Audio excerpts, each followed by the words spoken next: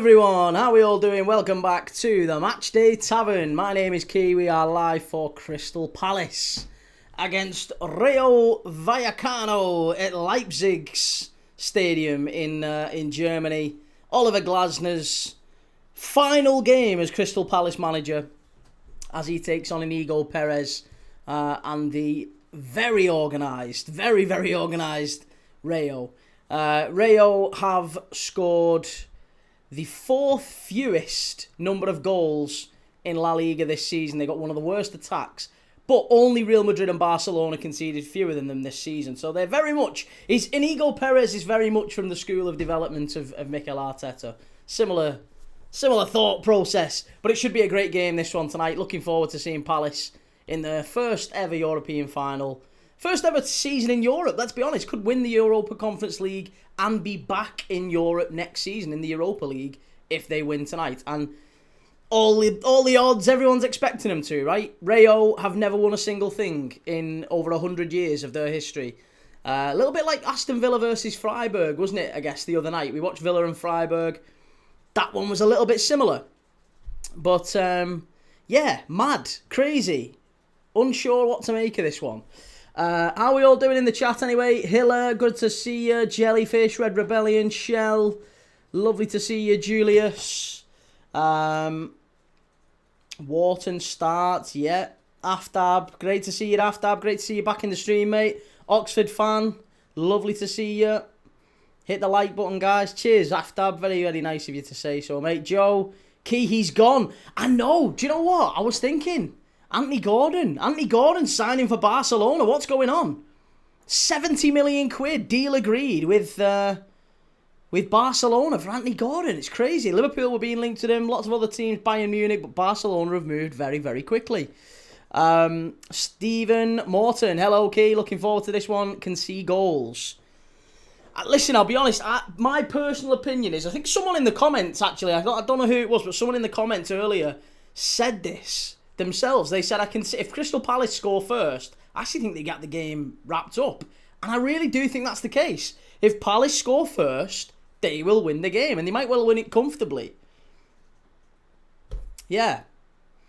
Lancashire Evertonian saying 3-1 Palace. Lewis, 3-0 Palace with a Saar brace. Let's go through the lineups anyway. We have got the lineups on screen. If you're watching on TikTok, you're not going to see that. You need to head over to the other place, the place that starts with a Y. You can see the lineups on screen right now, the stats as we go through the game, and we can do all that sort of stuff. Right. What else are we doing? Chat. Why is the chat not on screen? There you go. Now it is. Now we've got it on screen. They've spent 70 million on Gordon and they wonder why they're in financial ruin. Do you know what? They've not got Rashford signed and sealed yet. So does this deal mean that Rashford isn't going to go to Barca now? You would guess so, wouldn't you? Rashford plays off the left where Anthony Gordon does. So if they're paying 70 for Gordon, maybe that's Rashford going. Odd, peculiar. I'm not sure I'd pay 70 million for Anthony Gordon. City of North Hill says I'd pay 70 for Rodgers, but not for Gordon. Shell, oh my God, Thunder and Lightning, hate it. Is it Thunder and Lightning? You know, you're not too far from me, Shell. It's Thunder and Lightning where you are. It's not here yet. It might well be though. It needs a bit of that though, to be honest, doesn't it? City of Northville, I hope not. Sell Rashford on. Well, 25 million quid was apparently the fee that they were looking for, Man United, for Rashford, and I don't think it's going to happen, sadly. Yeah, Shell, he's gone to Barcelona. DU7 even. Who would you play up front, Mateta or Strand Larsen? I would personally put Mateta up front. I think he's a better player. Strand Larsen's a very, very tidy player, though. Like him a lot. Liam says, hi, Key. Come on, Palace. They can win. First ever European trophy tonight. Well, listen, I've got the main comment in the chat tonight, or on the headline tonight, is Oliver Glasner's last game at Crystal Palace. Where do we all think he's going next? We know that he had a bit of a tumultuous relationship with the Crystal Palace board, fell out with Steve Parish, that was one of the reasons he's leaving. He felt like he wasn't backed after getting Palace, unprecedented, winning the FA Cup into Europe. You know, they then went and sold Mark Gay, sold Eze, they'd sold Elise the year before. They've basically agreed to sell Mateta. They haven't really given him the funds to go out there and improve the side. So Oliver Glasner wasn't best pleased. I think he threatened to walk last year when Liverpool were very close to signing Gay. He's had a bit of a fallout, hasn't he, with Steve Parish, and the result of which is that he's leaving at the end of his contract. I do wonder now whether or not he will stay in the Premier League or not. There's thoughts, questions, rumours, all sorts that he might be targeted by a few Premier League clubs, including Everton being just one of them. Everton apparently being linked with Oliver Glasner. You know, they were quite frustrated that Iraola looks like he's going to AC Milan now to replace Allegri. So Iraola could be going to Milan. Oliver Glasner, maybe. Everton fans not quite sure on David Moyes. Maybe he goes there. I am Kroot, kind of want Vallecano to win. They've never won a domestic trophy. Yeah, should be good. Swifty, Gordon's always been a little overrated. Ronnie, good to see you, mate. Adam, why are clubs tripping over each other for Anthony Gordon? Did I miss something? He's versatile. He can, you know, he plays off the right, plays off the left, plays in the centre. He works hard. He's a little bit of a he's a bit of a continental player in many ways. Anthony Gordon, isn't he? You know, he hits the deck quite frequently. That's one of the big frustrations with Anthony Gordon from my perspective. Because there was rumours about him going to Liverpool, and I didn't want him. I really, really didn't want him at Liverpool. Even though he's a Liverpool fan, and we could do with a bit of passion up the top end, and he can finish, I just don't want that at the club. He's a right diving bar steward. Don't want him anywhere near the club. City of Northville said Rashford is as good as the mood he wakes up in, and too often he wakes up in one not ready to work. If someone thinks he's better than our forwards, they can buy him. 28 goals and assists in 48 games this season for Marcus Rashford. Certainly not a bad player at all. Liam Vernon saying 2-1 to Palace today. Lancashire Evertonian, Wan-Bissaka coming to Everton. 29 though. 29. It's, you know, if you pay whatever it is, 12 million quid for him. He's a very good right back, but he's 29. It's not necessarily building for the future.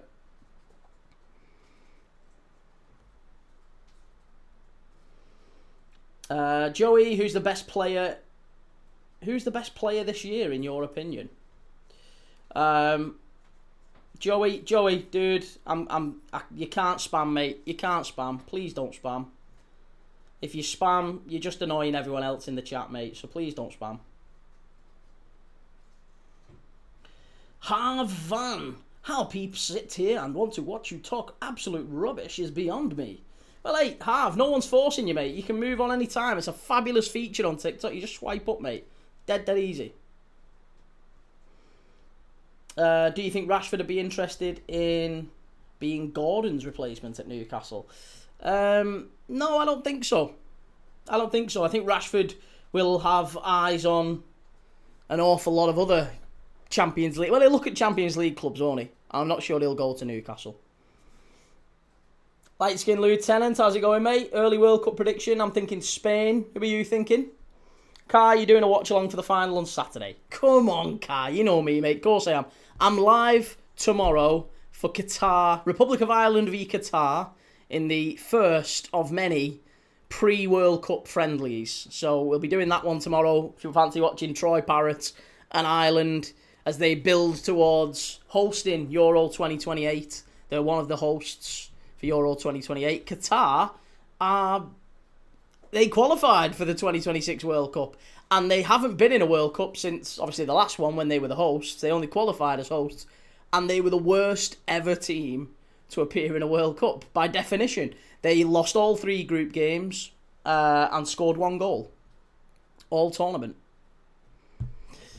Joe, it just shows how the club have improved business side. Last year, we would have allowed Gordon to strop and not leave until the remaining days of the window. And Vampy says Rayo only has 2 players under 30. They're quite an old team. I like him. I really like Anthony Gordon, and I'm frustrated by how he conducts himself. But as a player, I do think he'll do well at Barca. Daddy-O, I wonder if Villa will try and get Rashford back. They will have some pocket money if they sell Rodgers. That's a good shout, yes. Marcus Rashford back to Villa could definitely work. I like that thinking. I do like that thinking. Matt Gilly, Rashford to Norwich. Daniel, every time I hear you talk football, I agree with most of your takes, but I don't know why. When it comes to Arsenal, your hate blinds you.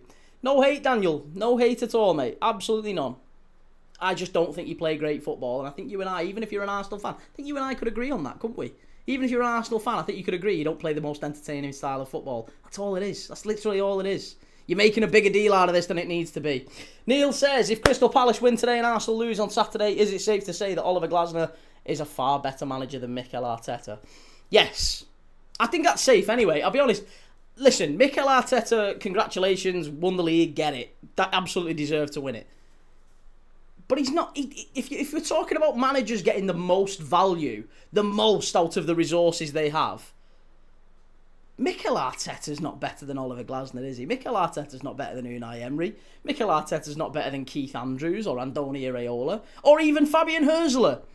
All managers who are getting far, far more out of the resources that the squad, limited squad, should suggest. Even Regis Labris has had a great season. I think it's quite laughable, to be honest, that Mikel Arteta's won Manager of the Year. Personally, to each their own. Everyone will have their own opinion on it. No problem with that. But yeah, not my thing. Yes, Mad Dog. Good to see you, mate. Matt Gilly says, Rodgers to Liverpool if he wants. My favourite player in the league. Couldn't stand him at Liverpool. He's the last thing we need at Liverpool. We're desperate for pace. Jellyfish, I hear that United have got Ederson from Atalanta for 30 million quid. Good player and price. Now need Wharton and Tonali. Mate, why do you think for 1 second you're getting Wharton, Tonali and Ederson? Mate, Jelly, you know I love you to bits, mate, but come on. Get off Mars. If you think for 1 second your midfield next year is going to be Mainu, Wharton, Tonali and Ederson, you need to get off FIFA. You need to get off FIFA and step into reality for a minute.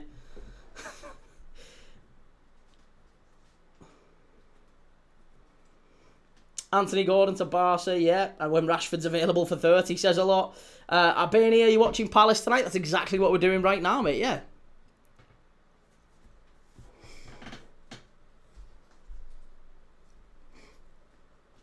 Get used to it, Key. It will happen.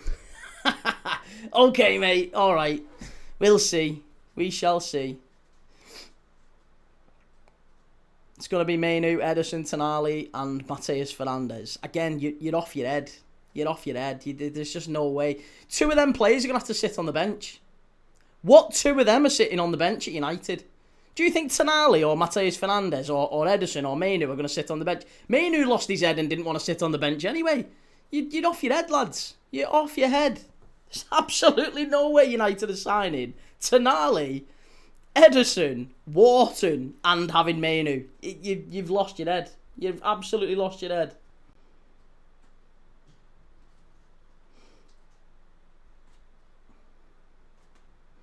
I am crew. Heard we're going after Diamond for 100 million. I'd rather get Barcola and Bowen for the same fee.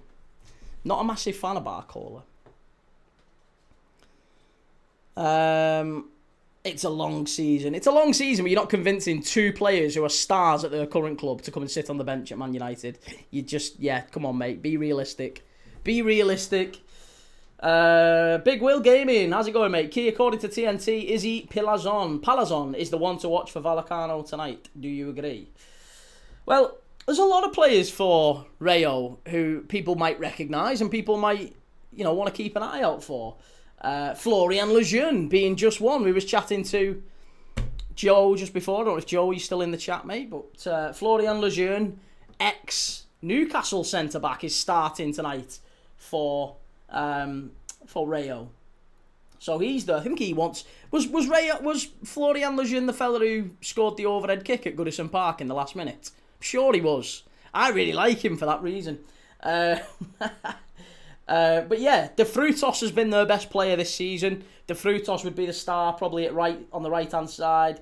He's been a good player for him. Yeah, I mean, Palazon, he's getting on a little bit. So, De Frutos has been their star. He's been the best player for them this season. And Sergi Camelo as well has been very good. I'm surprised that Sergio Camelo's not starting tonight. That does surprise me.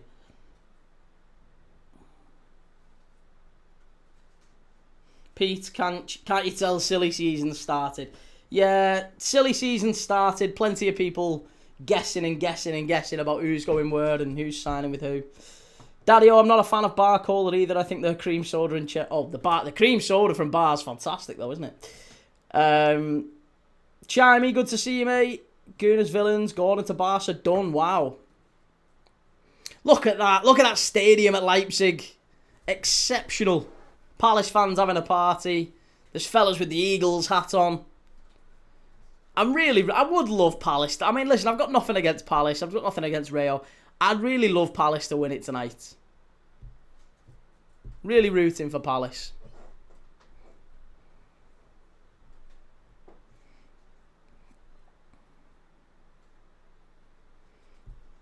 City of Northfield Tonali would be happy to leave for United. How many potential signings couldn't resist when we showed a bit of leg? I just don't think for 1 second they're going to. Rodgers and Krupi to Arsenal. Again, I can't see it, you know. Can't see it. Romano's just tweeted Robertson to Spurs. Yeah, sad to see Robbo go, but probably the right thing for him and for us, to be honest. Timbo, United are going to get title shouts all summer. Listen, again, it's the whole... You don't need to argue with them. Just wait. Just wait. They'll prove you right. Wrong, as it is in that case, anyway. Gordon will do well in La Liga, but he'll get caught out in the Champions League. How's he worth 70 million? I mean, the Champions League is where he's thrived for Newcastle. He did well in the Champions League. Wasn't he like the highest goal scorer in Europe for Newcastle or something? I know he scored about 8 goals against Karabakh, but I'm sure he did. He did have a record of some sort. Matt, I've got a feeling Liverpool will end up with Geertruida. We were linked with him, weren't we? It's whether or not we actually get that done. Apparently he's being linked with Everton as well. Jellyfish, Tonali would love to go to United, and so would Wharton. Maybe. But I don't think they'd want to go to United knowing that the other was going to United. That's my point, I guess. Wharton isn't going to sign for United knowing that Tonali's going and Mainu is going to be there. Daddy-O, it's funny how the rumours work. I'm hearing just as much Tonali is coming to Arsenal and all the United fans are saying he's going there. To be honest, I'm not sure he's a brilliant signing for either of you, if I'm dead honest. Does sound like Newcastle won't have anyone left after the summer. They need a big change. Might be Eddie Howe might be going as well. I think structurally Geertruida would work, but there's better quality out there. Just need someone who's a bit taller, a bit more of a physical profile at fullback. Aftab says Key, we should sign Tonali. What do you think? No, we've already taken a gamble on a few players. We don't need to gamble on Tonali. Not a chance. Adam, evening Key, my man. Some sound or some weather we're getting here. Beautiful. It's been boiling here. Absolutely boiling.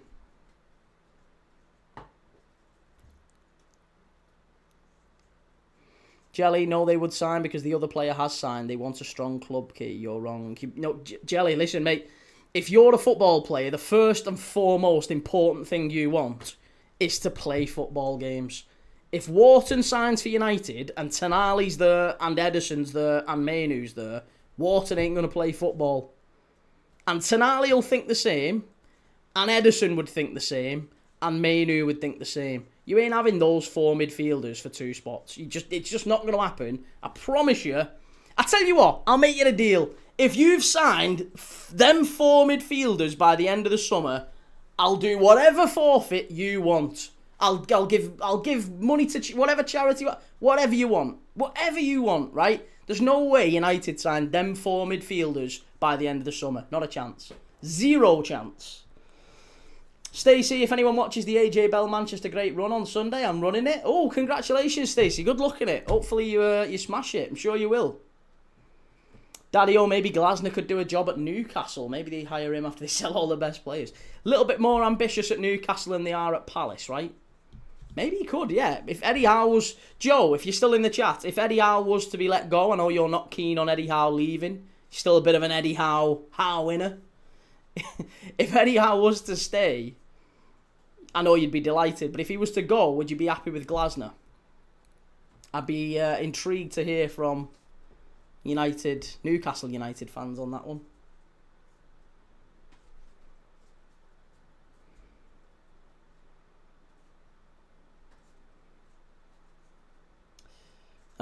United won't win the league. In fact, that blow won't even get a haircut.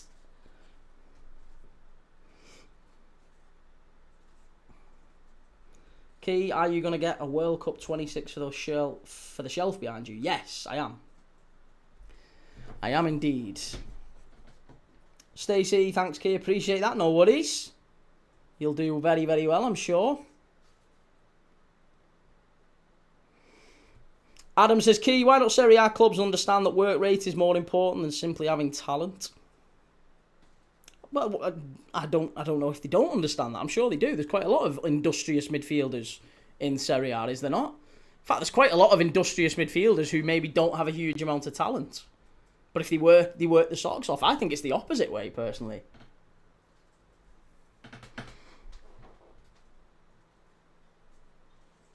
Jelly, we're spending about 300 million from player sales and from not spending in Jan. That's United, yeah.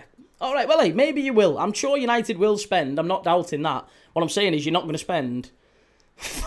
You're not going to sign 3 centre mids to add to the one that you've already got. You're not. There's no way. Honestly, there's just no way United do that. Zero chance. U10 says, Key, for the 2026 World Cup, who are your winners, your dark horse, surprise exit, and which player do you think will be one to watch? Oof. Do you know what? I've not seen many of the squads in terms of like who's been selected and who hasn't. But dark horses, I don't really know. I genuinely don't know. There's Senegal. Senegal could maybe go far. Senegal have got a good squad on paper. They didn't really shine at the AFCON. I know they ended up winning it, but they didn't really shine in the way that I expected them to. A couple of games where they really struggled. I remember watching them against Botswana. Fucking dreadful. Botswana's goalkeeper was fantastic. Jelly, we are because we need 3 centimetres. Why can't we have... You can have... mate, it's not that the problem isn't the number. The problem isn't the number, it's the quality.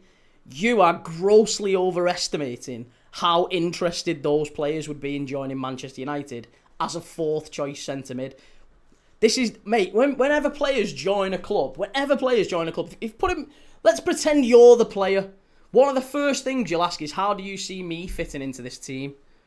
And if the manager, if Michael Carrick said, oh, listen, well, we're signing Ederson, we've got Kobbie Mainoo, we're signing Ederson, and we're signing Sandro Tonali. And he's having the conversation with, let's say, you're Adam Wharton, right? Adam Wharton's going to look at that and go, well, I'm not going to play then, am I? When am I going to play? What, a few games off the bench here and there? Who's Arsenal's 4th choice centre mid, mate? Christian Norgard. Who's City's 4th choice centre mid? Bernardo Silva, maybe. And to be honest, he was playing further forward. You know, Nico, maybe. But you're not going to get the sort of quality you think you're going to get. As 4th choice centre mid, you in the nicest possible way. That's delusional. That is delusional, mate. Right. Top midfielders aren't interested in rotating. Where would you rate Sandro Tonali and Wharton in terms of centre mids in the league? Where do you think they'd be? Where do you think they'd sit? If you was talking top 10 centre mids in the Premier League, Wharton starts every week. Tonali starts every week. You think one of them two is going to be sat on the bench at Manchester United? You're off your head.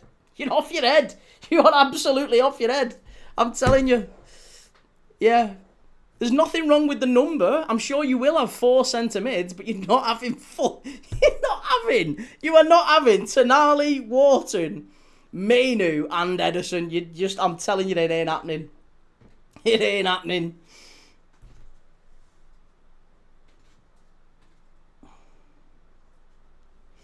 I am Crute. Bear in mind, Bruno Fernandes is untouchable, so there's already a spot locked in. And also, the other thing is as well, like, Adam Wharton can't really play with Kobbie Mainoo.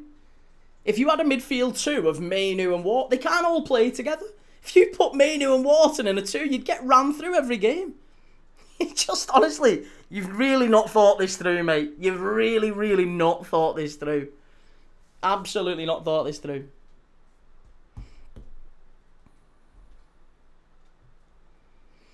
City of Northville, it's going to be Edison to rotate, Mainu and Tonali starting, and then a bargain. But see, I could live with that. Tonali and Mainu starting, Edison kind of on the bench coming in as and when. Yeah, that's fine. And then your bargain player, your fourth choice, would be someone, honestly, like... Let's have a think who fits that profile for Man United. Fourth... Do you know who it would be? Someone like Granit Xhaka. Not necessarily him, but of that ilk. Like 30 plus, done their bits. Norgard at Arsenal. That's who you have as your fourth choice centre mid. Off your head. Honestly, off your head.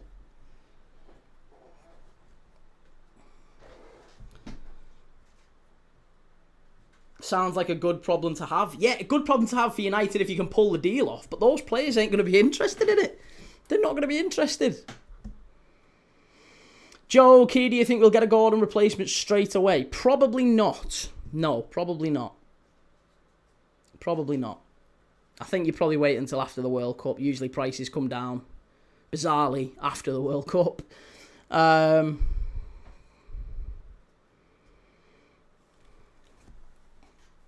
Edison comes in to help out to replace Agate. They want to join to help the club win. No, that's not how players think, mate. They're not United fans. They're not United fans. You're not signing Man United fans, mate. I know that might be how you think it is, but no, you're not signing Man United fans. Any player who's talking to United is also thinking, not even also thinking, primarily thinking, what's in it for me? What's in it for me? Do I start games of football? Do I advance my career by being here?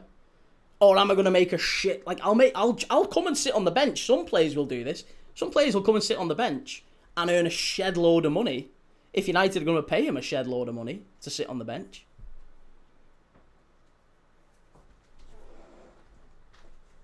They love United, the history. Yeah, oh yeah, of course they do. Of course they do. Matt says, Key, what's your favourite Beatles album? I'd have to say the best of the Beatles. Right, Rayo, Pap Chavarria, Patis. Some fabulous players in there for Rayo. Batalia's in goal, Chavarria, Lejeune, Sis and Rashu at the back. Valentin and Lopez in midfield. Garcia, Palazon and De Frutos in midfield. And then up front, it is Alemão, the centre forward who was playing in Mexico last year for Pachuca. He's not been a great signing for Rayo since he's come in. They signed him because he had a really, really good spell at Oviedo a couple of years back, but he went to Mexico and come back. He's not really translated into top performances yet. For Palace, it's Henderson in goal. Chadi Riyad makes a big start for Chadi Riyad. He's not played that much for Palace since coming in from Betis. Barely, I think less than 10 games Chadi Riyad has played in 2 years at the club. He got a big injury, didn't he, when he arrived, and now he's making a start in the Conference League finals. This is a big moment for Chadi Riyad. Lacroix alongside him and Jadon Canvo at the back. Munoz and Mitchell in the wing-back positions. Wharton, Manchester United's new fourth-choice centre-mid, apparently. And Kamada at centre-mid. Sarr, Pino and Mateta front three.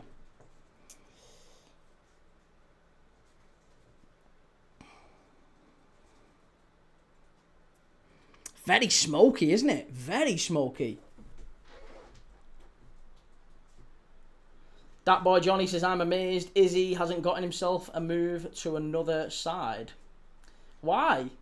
Again, he's done all right, mate, but I'm not quite sure he's not quite at the level, I think, where you'd look at him and like, he's not like Iago Aspas at Celta Vigo, was playing out his skin, got the move to Liverpool, didn't quite work out. I don't think you can say the same for Palazon. But we're off and underway. Crystal Palace and Rayo 0-0. Obviously, 30 seconds in. He's quite good above Rayo for sure. Not a crazy move, just something better. Hey, mate, listen, Europe, potentially next year in a final, can't be too bad.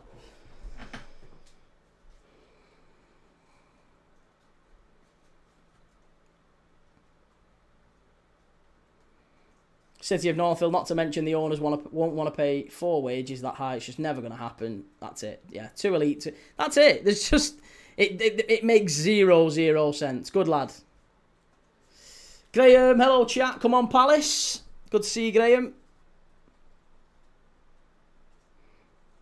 Timbo, it's not unheard of to have a world-class fourth choice centre mid. Chelsea had Ballack or Essien on the bench every week. Yeah, but Ballack, neither of them was signed as fourth choice. That's the point. Essien gradually became fourth choice, and he was seeing out his contract. Ballack was signed and then gradually ended up... And again, I'm not sure if he was ever fourth choice. Was he? Ballack started loads of games for Chelsea.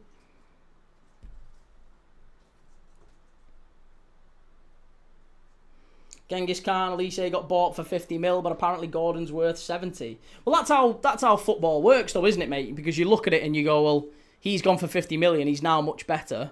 He's come from the Premier League.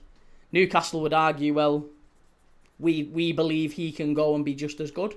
So that might be one of the benchmarks they'd use. Rob says Essien, a bench player who's smoking.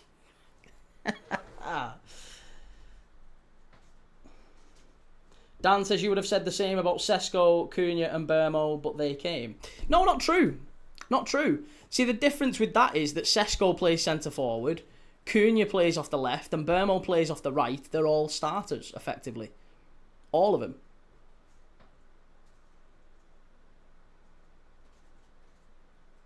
And if they're not starters, they're effectively like immediate second choice. Like Sesko. If Cunha and Bermo are fit, they're starting. That's why they've gone United. Because it's a step up in club from the ones they were at. And they're going to start every game. If you'd have told them they're going to be backups, they wouldn't have gone. That's not a controversial thing at all. It's not a controversial thing to say that. Daddy-O says, I saw the thing on Rail that they are a very local club and still only sell paper tickets. So you have to go to the ground to get them. Just a shame they're having issues with the owner with traditions. Jason, but Chelsea signings back then were all on silly money, weren't they? All signed for the love of the club. Well, yeah. That's also true. Very first shout. Dan Ahmad. Again, Ahmad was signed as a very young player. He didn't come in with the immediate assumption. He was never signed to be a starter, was he? Come on, mate. But don't be silly. Don't be silly. You're making very silly arguments, Ahmad. Ahmad wasn't signed to be a starter. He was signed as a young player for 40 million quid.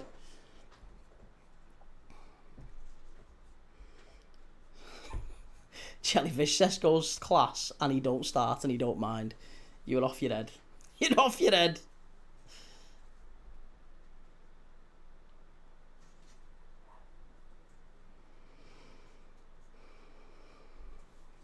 Free kick for Palace. Just outside the area. Possibly within shooting distance. Be a bit of a way out.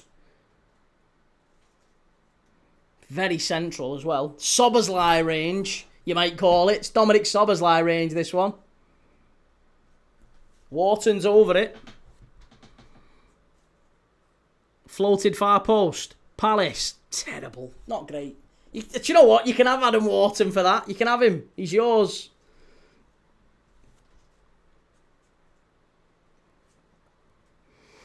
United should get Lewandowski to mentor Sesko.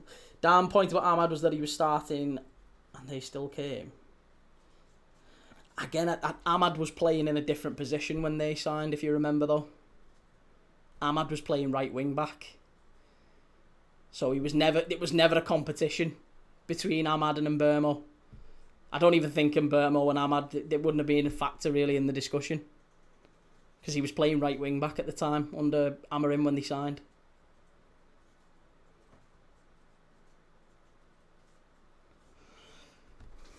Here we go. Munoz with a throw-in from the left-hand side. Dan, good point. I have been known to make them very occasionally. Not all the time. I've made a lot of bad ones as well. But I have been known to make the occasional good point. Sesko will be top goal scorer next season. Of course he will. Yeah. Nailed on, innit? Silly money. Gooners, villains, Wharton's a Liverpool player. I'll be honest, I think if we sign Adam, I'll be quite disappointed if we sign Adam Wharton. I don't think he's a Liverpool player at all. If he is coming in, then we have to get rid of it. It's only as a replacement for Alexis McAllister. He's an upgrade on McAllister, but if he comes in with McAllister there, it's a terrible decision. Like a really terrible decision.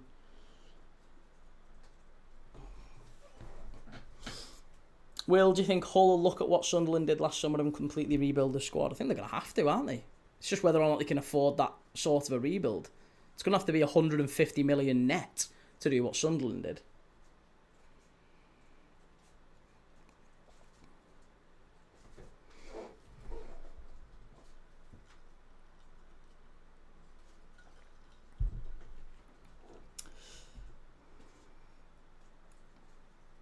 Dan, I'm a United fan, but I think Liverpool should sign Bowen. Listen, I'd take Bowen. I would like Jared Bowen, but I'm not sure he would be the best signing for Liverpool in terms of value for money. Because I think West Ham are still expecting silly money for him, and I'm not sure he'll push to leave.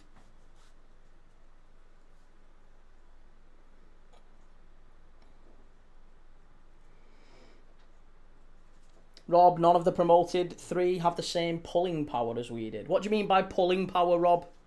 What do you mean by pulling power? I hope you're not going to try and make the argument, Rob, that people like Noah Siddiqui and Granit Xhaka and Geertruida and whoever else, Adingra. I hope you're not going to make the argument that those players chose Sunderland because you are a historically bigger club than, say, Hull or Coventry. I hope you're not going to make that argument, because that would be a very foolish argument to make.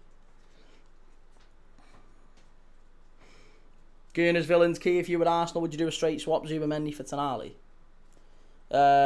Yeah, I would, but I don't think Zubamendi would be interested in playing for Newcastle.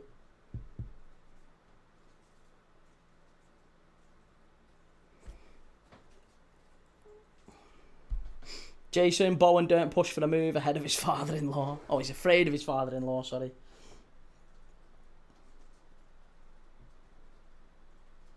Gives the energy you're missing. Who? Jared Bowen.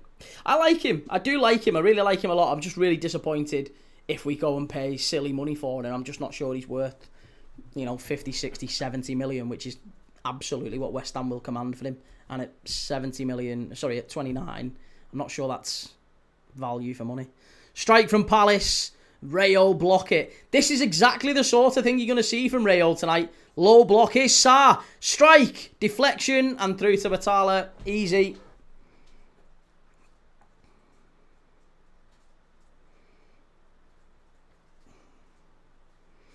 Joe says none of them knew what a Sunderland was before they joined. City of Northville, don't think anyone is going to be accurate predicting where United will end up next season, detractors and fans alike.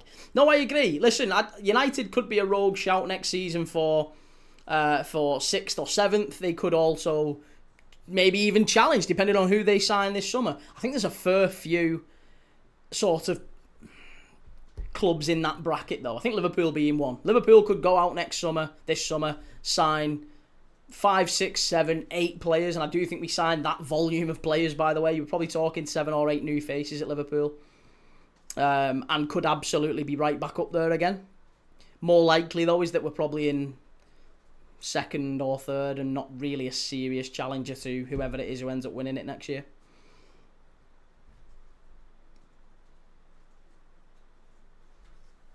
Rayo ball in. Straight across the face of goal, and it's going to be picked up on the left-hand side here by De Frutos, the danger man for Rayo. Rayo put it in, and again, should be straight into Henderson. Yeah, it's dead easy. Dead easy. Joe went out for a mate's birthday, had a banging steak from Miller and Carter. What do you get with your steak? Love a good steak from Miller and Carter. Rob says, our owner and technical director, no way Xhaka signs for a promoted club without them. Why? Why? What's so special about your owner and your technical director that Hull and Coventry couldn't compete with? Oh, surely that's just about selling a vision. Surely that's just about saying to the players, look, we want to do this and we want to go here. Surely you're not trying to argue that Granit Xhaka, if presented with an identical contract for Hull City, let's say he's at Leverkusen, he's the same age, and Hull City presented him with the same contract, I'm confident he'd have gone there.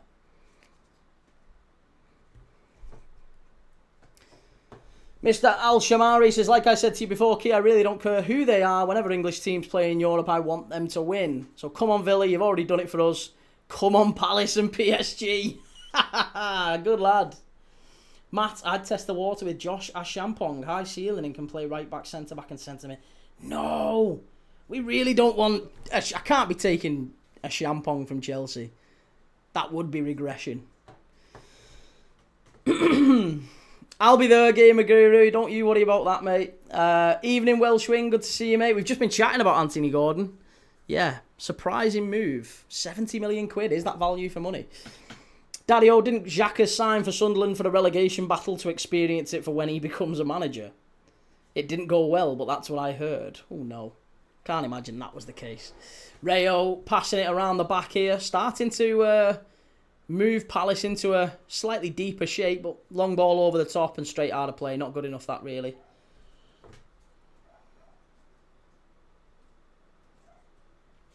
Dan, thoughts on Maguire left out?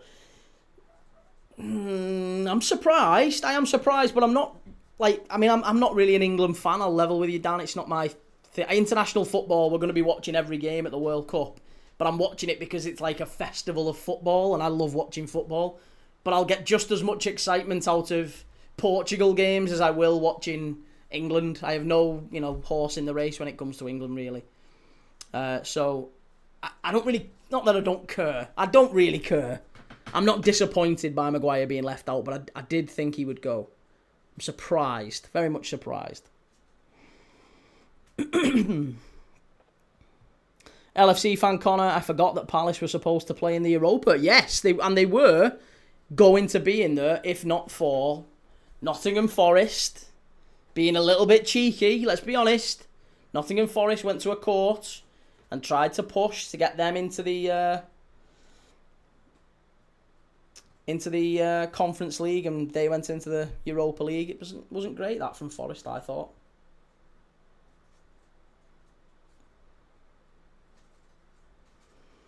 Be honest though, Key, if England win, will you go out and have a few drinks? No, mate, it's not my thing. Honestly, to be honest, I'm not a big drinker anyway. It's not really my thing.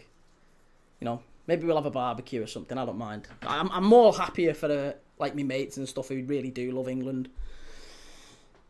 Like, my mate's a big Huddersfield Town fan, so whenever England do well, he's like, "Come on, England!" But it's just a bit daft. Neil says a good goalkeeper who will get swept up by the likes of Hull is Noah Atubolu at Freiburg. Great goalkeeper, would be a step in the right direction for a newly promoted side to stay in the Prem. United were linked with him before Lamans. Couldn't really do anything with the goals that he conceded against Villa. They were all absolute belters against Freiburg in the final, weren't they?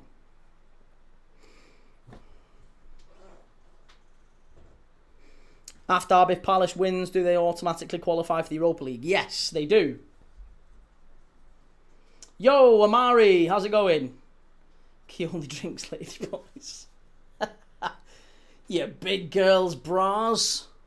Here we go. Corner for Palace. Whipped in. Claim for a... Well, it was a little bit of a claim for a penalty at the back stick, but actually it was wrestling from a Palace player on a Rayo player. And the refs give it as a free kick to Rayo. Mateta was penalised there for... Was it Mateta or was it Camvo? To be honest, Camvo's getting held there, isn't he? Who goes down? Is it Camvo, back stick? No, Camvo on the line. They're going to have to do something with this holding. Or they're just going to have to say, listen, you can grapple as much as you want on corners. It's going to have to be one or the other, isn't it? They have to either say, no holding at all, or we're going to give a penalty, or you can just hold as much as you want. Jason, I fly to Greece today after England's first game to have to add on another 2 hours for kick-off times. Tough times, that 2 hours drinking time.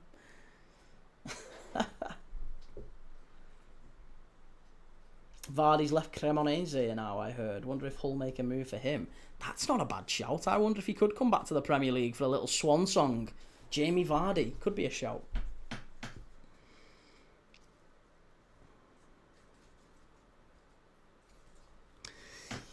Come on then. Luca, Champions League final prediction, non-biased. Mate, I only do non-biased. I don't know where you're getting non-biased. You don't even have to say that with me. I only ever do non-biased. PSG 8-0. Claim for a... Do you know who he looks like, that Rayo player? He looks a little bit like Roque Mesa. Do you remember him? Roque Mesa used to play for Swansea. Used to grow his tash out. Vardy back to Leicester, Bowen back to Hull. Bowen back to Hull. Now that's an interesting one. Shahid, yes, I agree, Key. There's got to be a real change on corners. They've got to do something different, haven't they? LFC Connor, have you seen the Netflix on Vardy? I haven't. No. I haven't. Timbo, what cocktails does the tavern sell? Only mocktails. Purely non-alcoholic here, mate. Jamie Vardy in the Prem would be back having a party. Luca, what a bellend. Don't cry, Luca. Don't be upset, mate. It's alright. Don't be upset. City of North Hill, if a player is fine riding the bench, I don't even want him. That's the point, isn't it? Imagine you say to a really, really top player, you're going to come in and be fourth choice, and they say, oh, yeah, fine. That's exactly the sort of player you don't want. It doesn't matter how good they are. If Adam Wharton was fine going to Man United and sitting on the bench, I would be... that would immediately send red flags to me. I'd be like, absolutely not.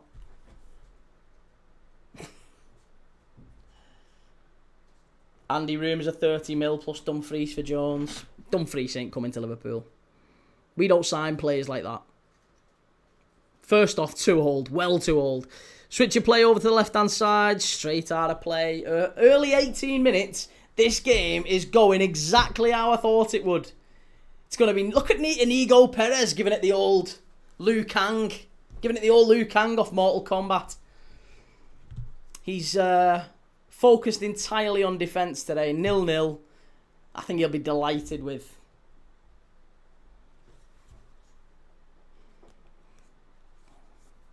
Aftab Key, who do you think could be the Salah replacement? Do you know what? I think in a weird way it might actually be Rio. I think the market is probably... It's easier to find good left-sided players than it is good right-sided players at the minute. And I think Rio can play both, and Slot wants his wingers to stay wide, and Rio's right-footed predominantly, so I think he'll want to stay. He'll want to move him to the right. He's playing him off the left at the minute, but I think Rio moves to the right and we sign a left-sided player. Maybe a Diamand. And Diamand can play both sides too, but I think Diamand will thrive better on the left. Rio might move to the right. Neither of them really should start, though, if we're dead honest. We need better. Joe, non-alcoholic pork scratching. Matt Salah's already been replaced in terms of goals and assists, in my opinion. No, I agree. I don't think... Oh, what a ball that is. What a ball that is, and that's a foul, referee. That's a foul, and but potentially a red card. Potentially a red card. He's screaming for it. I think Sis is going to get... Is he going to get the red or the yellow? He's got a yellow. Yeah, Sis has got the yellow there, but I tell you what, Lacroix has chased the referee down. If he doesn't... Sis comes out and he goes for the ball, just completely fresh air kicks it. If he doesn't get that ball, he's in. He's one-on-one with the keeper. Pino gets swiped, absolutely wiped out there by Sis, who gets none of the ball. Big claim for the red card. It's going to be a yellow, but I tell you what, he's one-on-one with the keeper there. There's an early claim. Referee saying absolutely not. He's telling Lacroix to leg it. No chance.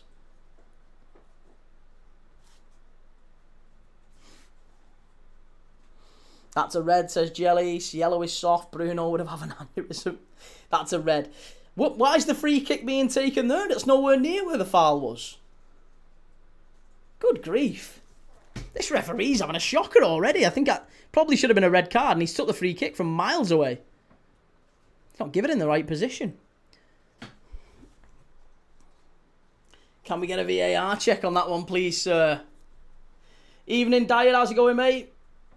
Johan Matt, key mate. You're a bit biased, lad, must say.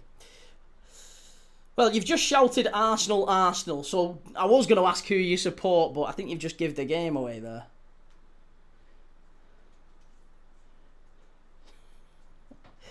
Timbo, we've been linked with Van Heckerkey. Thoughts, sir?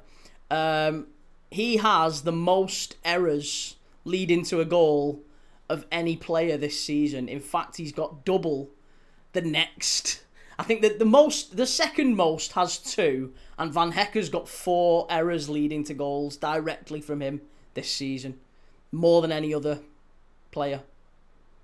So, I think he'd fit Chelsea like a glove, is the short answer. I actually do think he's quite a good defender, to be fair. I think he's a little bit like Van der Ven. Maybe it's Dutch defenders nowadays. Modern Dutch centre-backs. Van Hecker, Van der Ven. Fast, bit of strength, good physical players, but don't really read the game all that well and sometimes a little bit rash. But yeah, Van der Ven and Van Hecker can cover distance, and that's very important for centre-backs in the modern game, isn't it?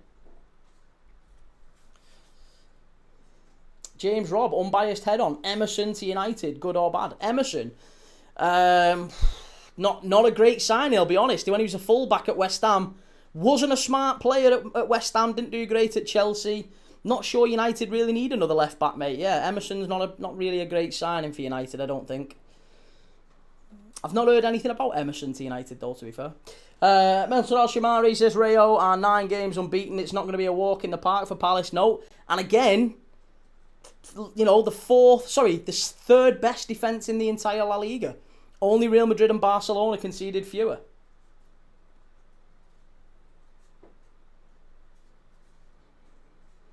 I do also agree we've got enough error-prone centre-backs. Neil Van Dijk is similar in that he's physical but doesn't use it. He'd be a top 10 defender if he did. Rob. Oh, I know. I was only winding him up. If he's a little bit of a divvy, I'd being a bit playful with him.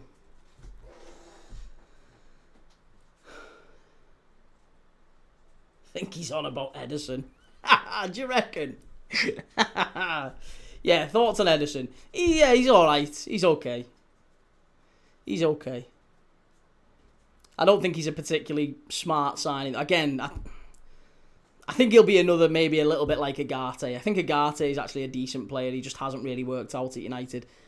Ederson's not going to be someone who comes in and does a phenomenal job in the Premier League. He's someone that a lot of clubs have looked at for a number of years from Atalanta, and he's never, ever quite convinced. So, and considering Rayo, big chance. Considering the price you're paying for him, I think that's a big red flag, personally. Big red flag.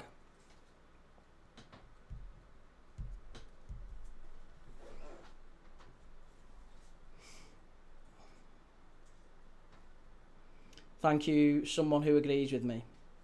Don't think he'll be a starter. Reckon we go for Tonali too. Yeah, I mean, like I said, if he comes in and he's just like a rotational player, like an option off the bench, then fine. But again, is that smart? Like, if how old is Ederson? He's not that old, is he? He's really, yeah, he's 26.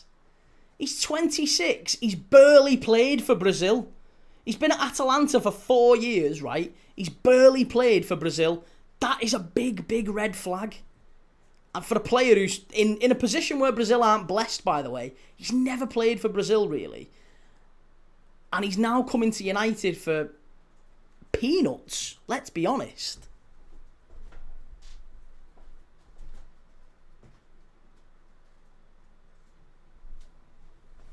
And it's one of them.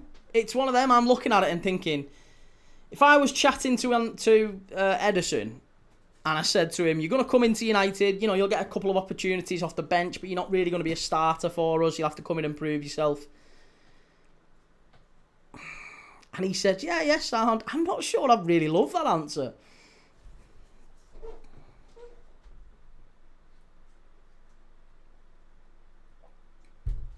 Why would Ederson play in midfield when he's a goalkeeper? I didn't go down that route, I should have done.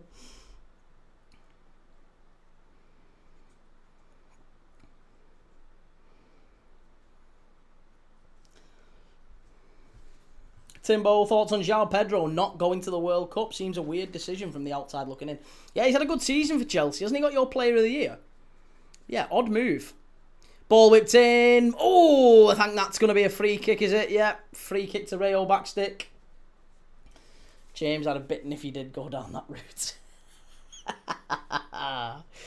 Rob that being a little bit cheeky in the other chat on YouTube. Gamer Guru, I think he'll be the upgrade we need down the left. Who's that? Who's that? If United were smart, they'd go all out for Elliot Anderson. Whoever goes and gets Elliot Anderson, if they get him, then he's...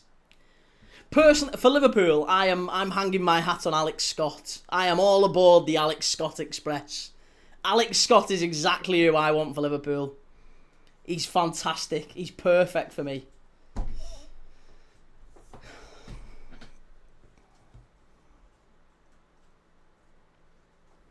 Neil Key, did you ever listen to Fairy Tale like I told you to? I haven't, mate. No, I've got it written down on my notebook, but I didn't do it. I'm sorry. I'll have a look after it tonight, I promise. I'll have a look. James Anderson wants City only, Wharton for United. Must have the inside track, James. Kean, what do you think on Gordon to Barca? Everyone's asking about that tonight. I honestly don't think it's a great deal. 70 million quid. I think yeah. But he will do well there. He will do well. I think he'll go there and do about as well as Rafinha's done. You know, they'll be happy with him. I think he'll do better than Rashford's done. And Rashford's had a good season, by the way. 28 goals and assists in 48 games. So I think Gordon will, you know, break those sorts of numbers. Welchwing, most FSG thing ever would be to try and loan Darman, and we'll tell him, what are you smoking at Anfield?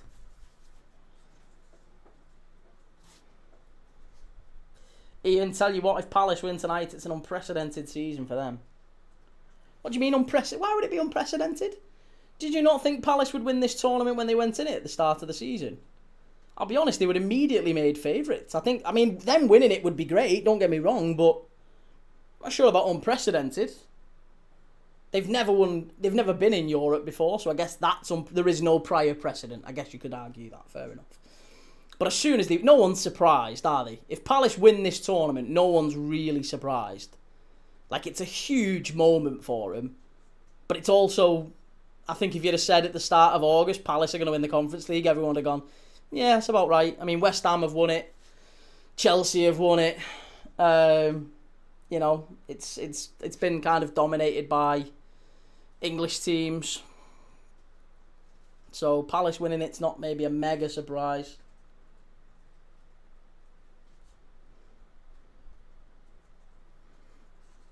Just mean as in general as the whole season. Yeah, I was going to say it'd be a very, very good season for them. They'd be back in the Europa League.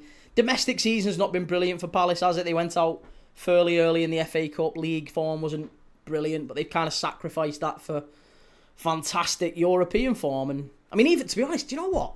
Even it wasn't great, fantastic European form. They got beat by Paphos in this competition.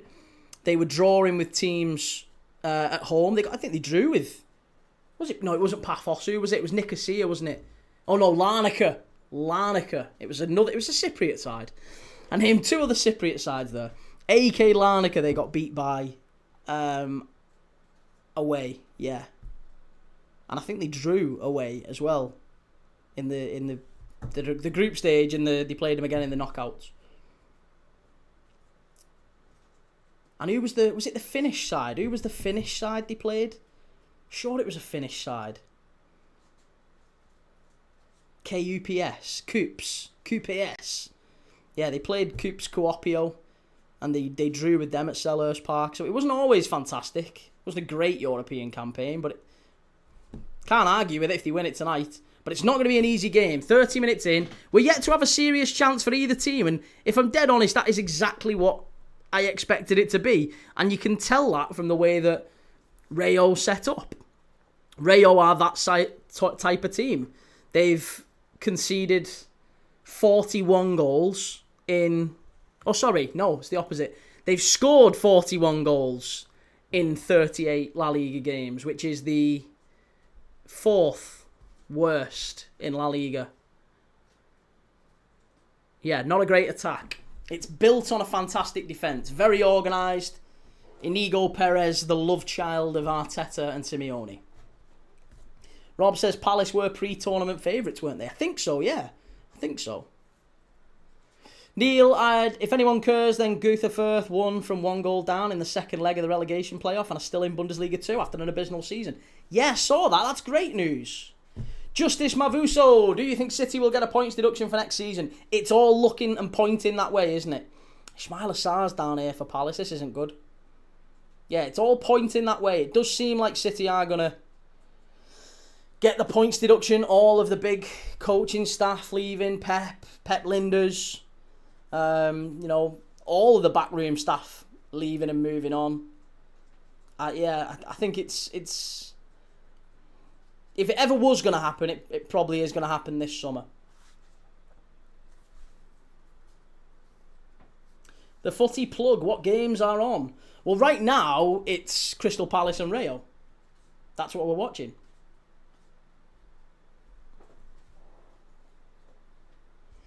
Joe, they have Lejeune at the back key. I know maybe we were talking about that a few minutes ago. Wasn't that the fella who scored late on at Goodison Park? Wolfsburg have gone down. Oh, don't say that. Have they actually? Was that tonight? Was that tonight, Wolfsburg? It wasn't, was it? Tell me it wasn't. Oh, no, it was last night, wasn't it? Yeah, last night's fine. Lewis loved Lejeune at Newcastle. Gunners Villains, if City go down, does Haaland stay? No. I think there's a real possibility that Erling Haaland goes to Real Madrid and Mbappe could maybe go to City if they stay up, obviously. Mbappe looks like he might well be getting fed up of it at Madrid.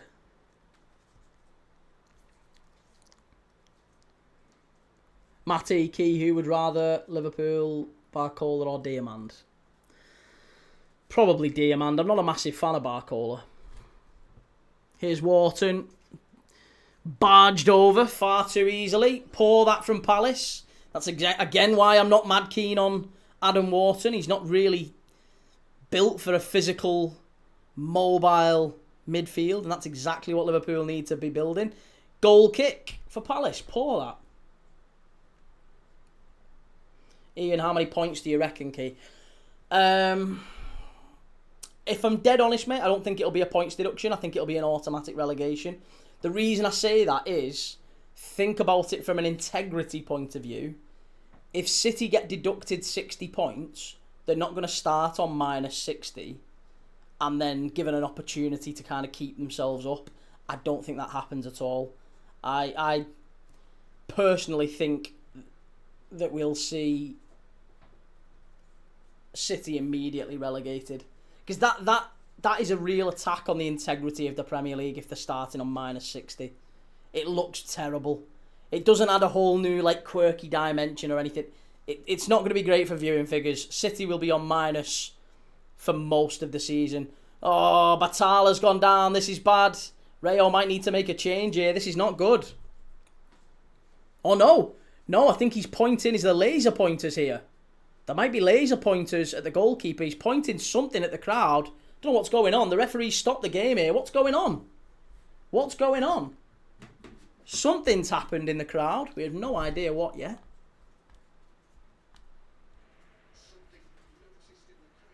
Something has been noticed in the crowd. I have no idea what.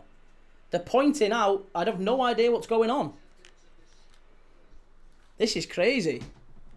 Absolutely madness.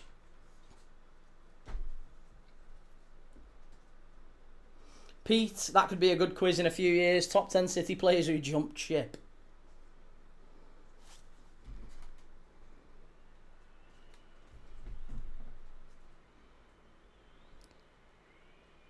Trying to see what it is. What's going on?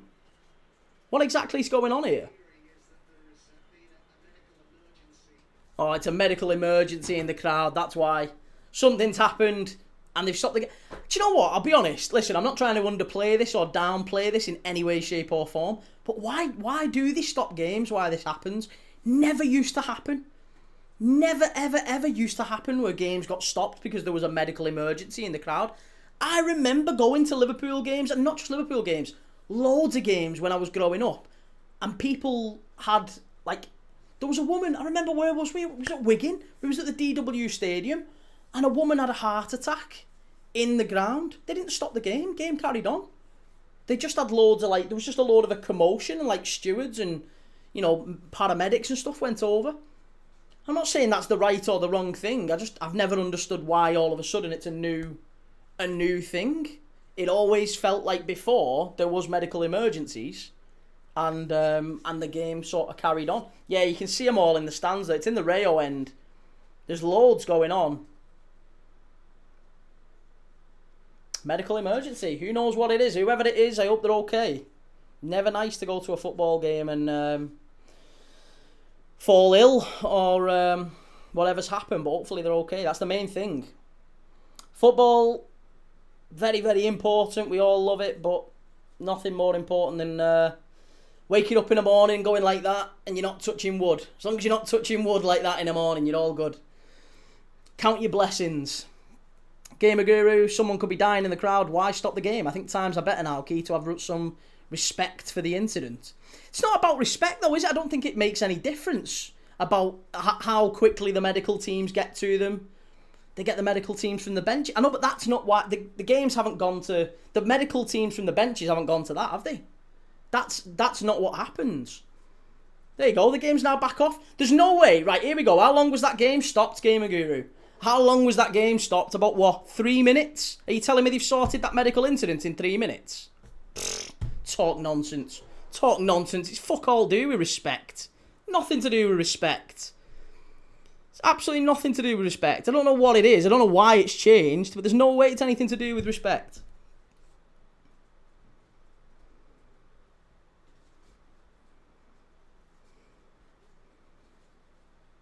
Swifty, my granddad died at football and the game carried on, as it should. Bloody hell, mate. I wasn't aware... Well, obviously I wasn't aware of that, but that's a... You never want to see that sort of stuff happen, but when it does, there's sometimes 70,000 plus people in the ground. You know, emergencies are going to happen. People are going to feel ill and fall ill, and you know, the event taking place, I'm not sure how it benefits really stopping the game. I don't think it makes any difference, does it?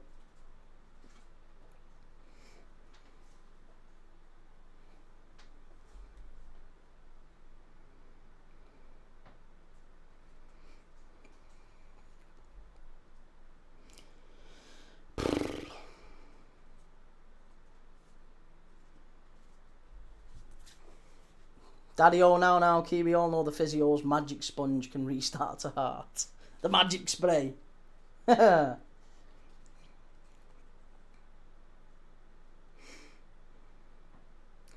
O wants people at work carry on, I guess, unless they need the pitch to have space to give aid, but they could stop again. That's it. That one was up in the stands. That one was right up in the stands. Like there was nothing really happening. From a whoa! Now that could be a penalty. Oh my God! As if he's not done that. As if he's absolutely just ragged him to the floor. Canvo, that is madness. What's just happened there? Look at. Nah, actually, it wasn't that bad. You know. I thought it was worse than it actually was.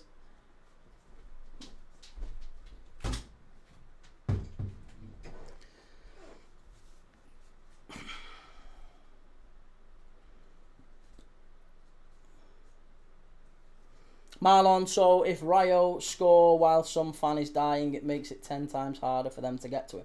See, now that makes sense. That makes sense. I guess if all the fans are jumping up and cheering, then fair enough. I kind of understand that. That makes sense. But then, why wasn't that happening years ago? That's my point. That was the original point I made. Growing up for 30 odd years, there were medical emergencies at football. The game was never stopped. Now it stops, and I still don't see what difference stopping it today makes that stopping it didn't make 15, 20, 30 years ago, and it never did. It never happened.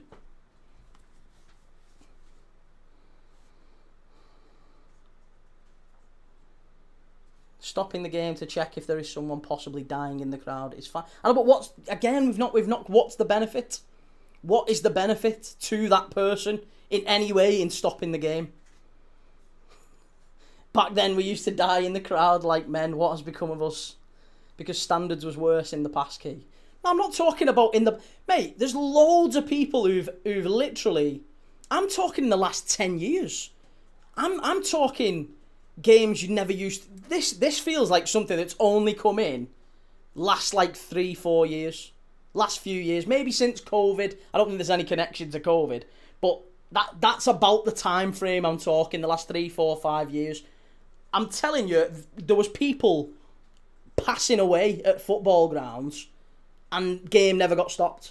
Never. Happened loads of times. It's nothing to do with standards.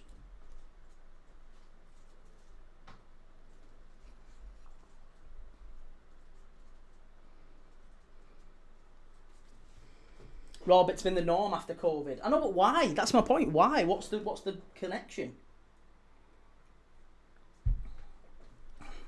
Croatia game brought this in. Why? What happened at the Croatia game?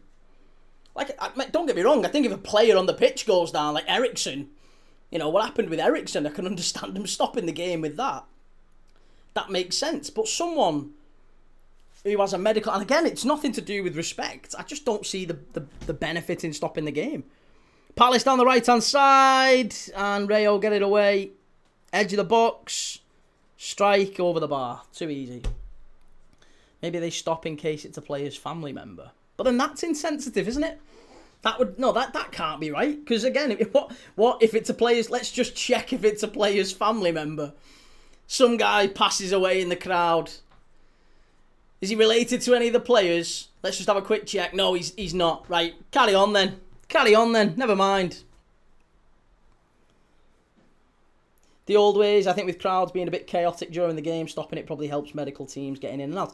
And that's what I mean. That makes sense. But then, why now and not pre-COVID, let's say? I'm not saying COVID's had any link to it, but why not pre-COVID?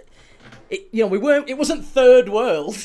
It wasn't the Stone Ages or anything like that. It was very much modern, 6-7 years ago. We wasn't happening then. I don't understand it. That was my only question at the time. Marlon, true. Surely if you've fallen ill, last thing you want is the whole game stopping just for you. I don't know. I mean, listen, if I'm having a major medical emergency in the stands, yeah, absolutely. I want them stopping and getting the doctors up from the getting the players off the bench, get them all over. I want the game stopping to make sure I'm okay. But I guess what I'm saying is life. To some degree, life goes on, and it always has, hasn't it? It always has. I'm not saying that it should. My question is what's changed? That was my ultimate question. Gamer Guru, because standards are better. No, mate, that doesn't fly. We've already established that standards were very high 5-6 years ago, and this wasn't happening then. You're not trying to tell me that we've learned something in the last 5-6 years that benefits stopping games. I just simply don't believe that's the case. Well, we're into stoppage time. It's been pretty much a non-event, hasn't it, for the first 45 minutes here? 4 minutes of added on time. It's not been great. I am crew. Ornstein's just said Arsenal are quoting 20 million quid for Jesus. Tell you what, there'll be a lot of teams interested in that price. 20 million quid. I know he's got his injury issues, but I think he's Arsenal's best finisher. Ball whipped in. Mateta heads it away. Ooh, unlucky.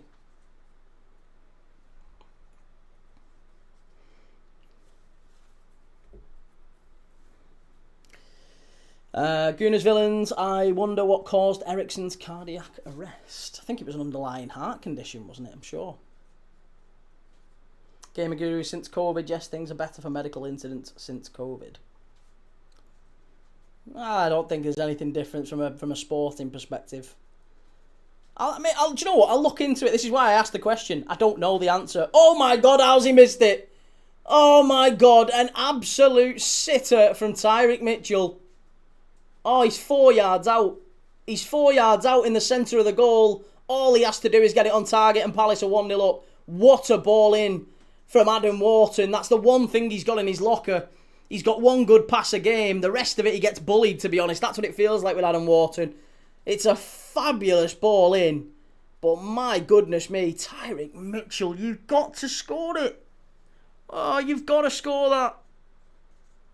Oh, it's criminal. It's absolutely criminal. Criminal.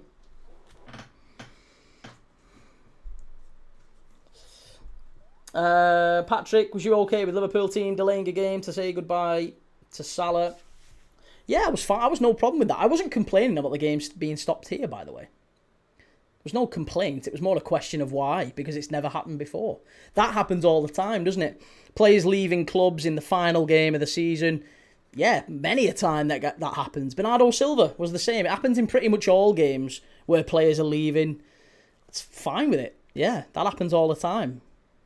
But this does not happen all the time. Cheers, Stacey. Thank you very much. This charming Dan, how the F did he miss that sweet zombie Jesus? That was awful. Daddy says 20 million. I heard 5 million to allow Brazilian clubs to afford him. I'll take 20 in the last... Oh, he's in the last year of his contract.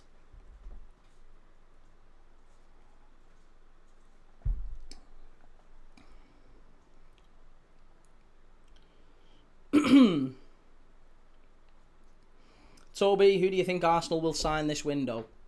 Honestly, mate, I have no idea. I think Arsenal are probably going to be focused on keeping players. I think there's going to be some players that might surprise you, that might move on at Arsenal. Maybe some players that they're not necessarily wanting to sell, but might kind of be backed into a bit of a corner with.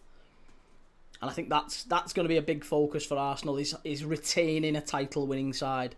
You can certainly add to a title-winning side, and I'm sure they will do, but retaining a title-winning side. There'll be some fantastic players that contributed to this Arsenal title win this year that won't be there next year, and not all of it through choice either. I think there'll be a fair few players in there that will look at it and go, sat on the bench at Arsenal this year. I think there's a fair few clubs that would go and offer them starting berths.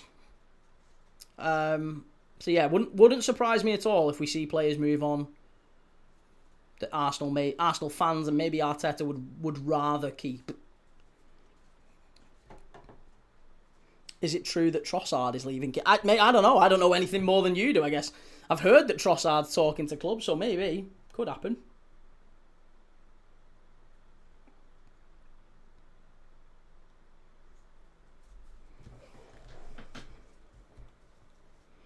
Stacey, what do you think of the new Liverpool shirt? I do like it, to be honest. It's nice, yeah, it's good. I'm not a massive sort of collector of shirts, despite the shelves behind me. But yeah, I'm not. It's nice. It's nice. I'm not sure I'll add it to my collection, but it's nice. It's okay. Right, half time. Crystal Palace 0, Rayo 0. Not a vintage first half, but still a very important game. It's exactly as we kind of expected, as we all predicted. Rayo keeping things tight. There's been one chance in the whole game. Tyrick Mitchell, in injury time, should have scored, but did not. Right. Oh, Welsh Wing. Here we go. Back by popular demand. We're not doing a football quiz tonight. We are instead doing a music quiz. Wow. A music quiz inspired by Welsh Wing. Here we go. The top 20 number one singles. Best number one singles sold in the 90s. Top 20. Right, hang on. Let me just change the headline. Halftime quiz is top 20 best-selling UK singles of the 90s. Get your answers in the chat. Right. Here we go. So, Ice Ice Baby is 21st. Oh my God, we'll be here all night. 1, 2, 3, 4, 5, 6, 7, 8, 9, 10, 11, 12, 13, 14, 15, 16, 17, 19, 20. 21 was Ice Ice Baby. Not Cotton Eye Joe. Common People, not Angels. What about Candle in the Wind is first? Oh God, yeah, because of Diana. I don't know why I said that with a face on me like I hated Diana or anything, but I remember that.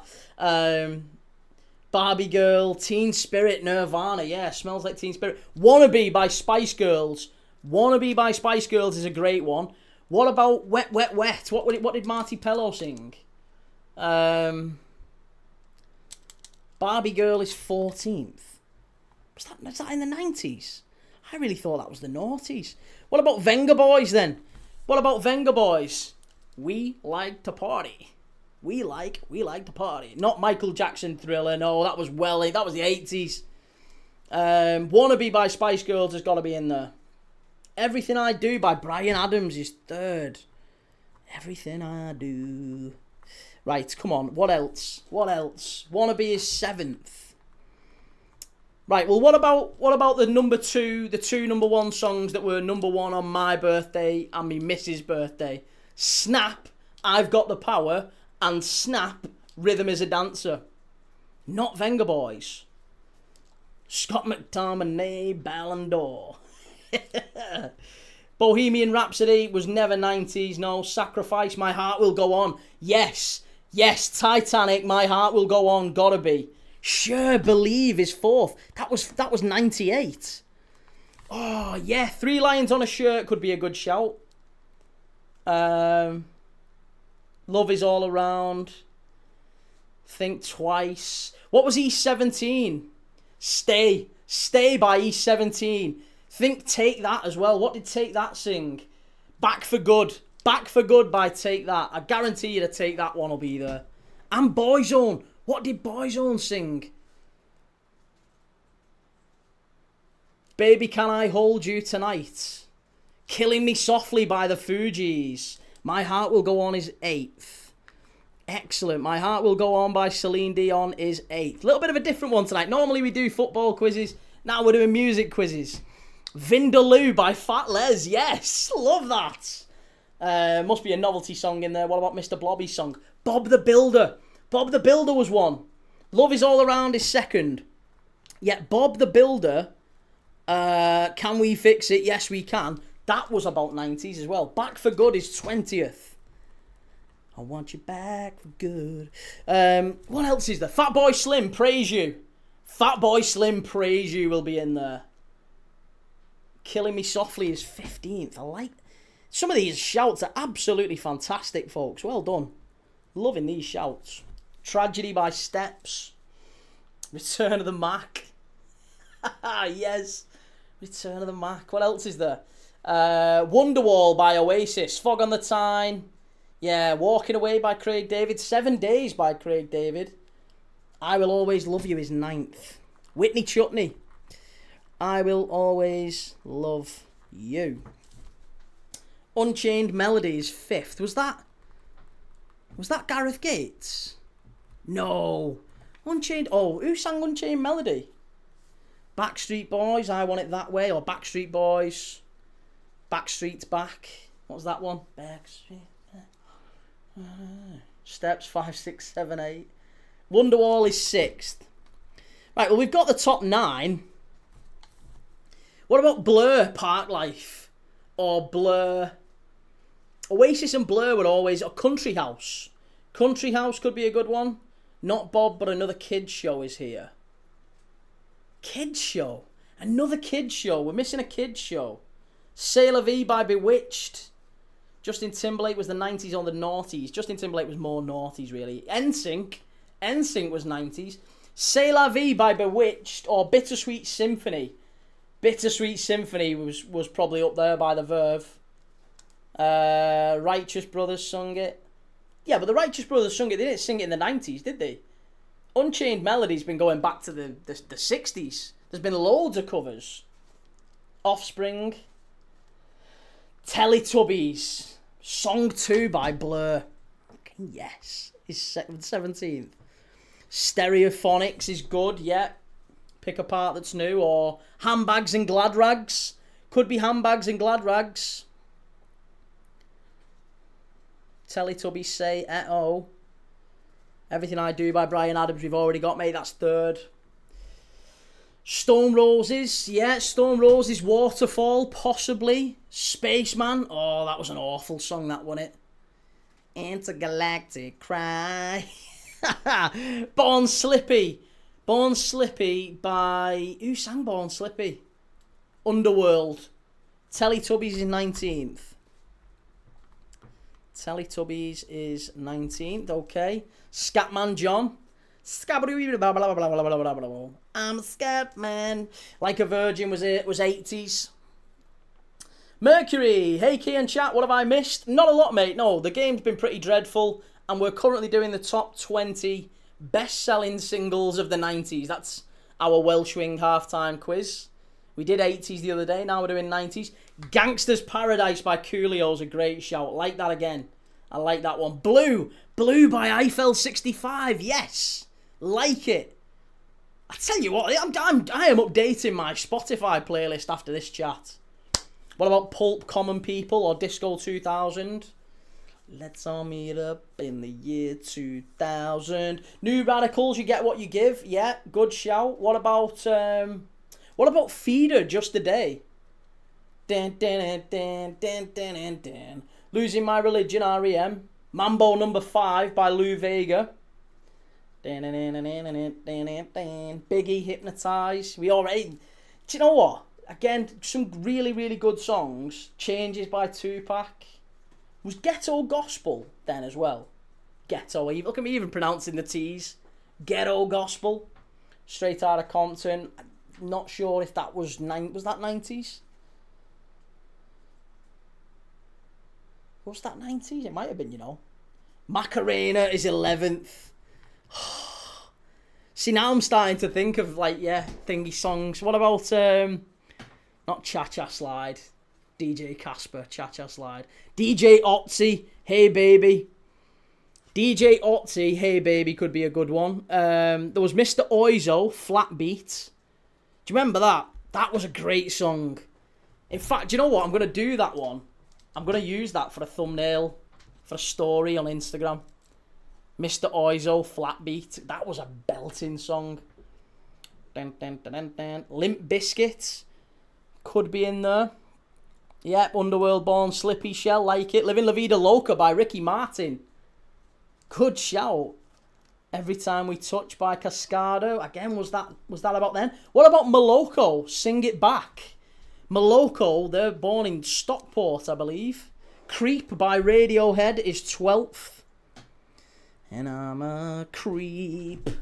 If I Lose My Faith in You, Sting. Was the police still going about then? Return of the Mac, Method Man and Mary J. Blige, All I Need. What about, what was that one called? Moulin Rouge. Moulin Rouge. Voulez-vous coucher avec moi ce soir? Ace of Base. Yes, Ace of Base. I Saw the Sign. The Cardigans was another one. Another good one. Erase and Rewind. Texas. Aaliyah, Missing You. Oh, some belting. Tragedy.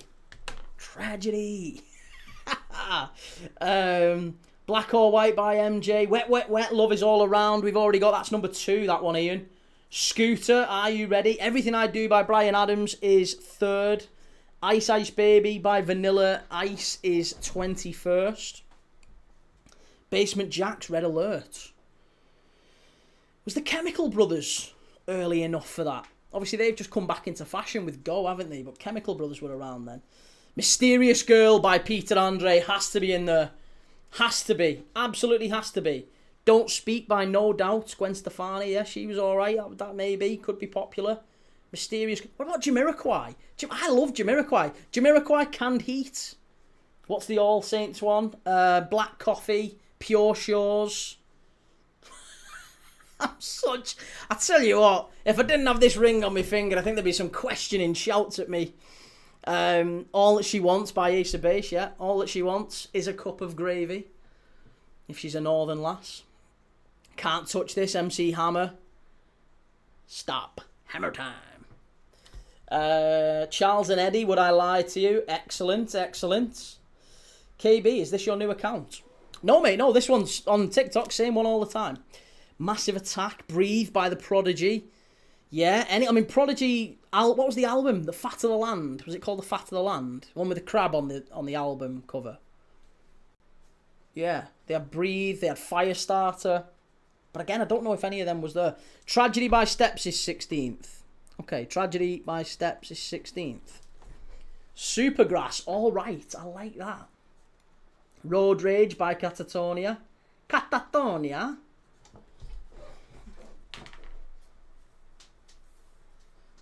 Have we got all of them now? No, mate, we're missing 10th, 13th and 18th. 10th, 13th and 18th. 3 we're missing. Will Smith, Miami, Let Me Be Your Fantasy. Ian Young, Whitney Houston, I'll Always Love You. I'll Always Love You is 9th. UK had some insane music taste, no kidding. I think we got them all. No, we didn't, mate, we didn't. We've got 10th, 13th and 18th. Still to get.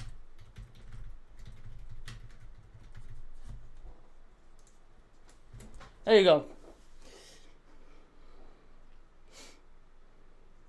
Reece, you do remind of Peter Kay, particularly on Car Shirky.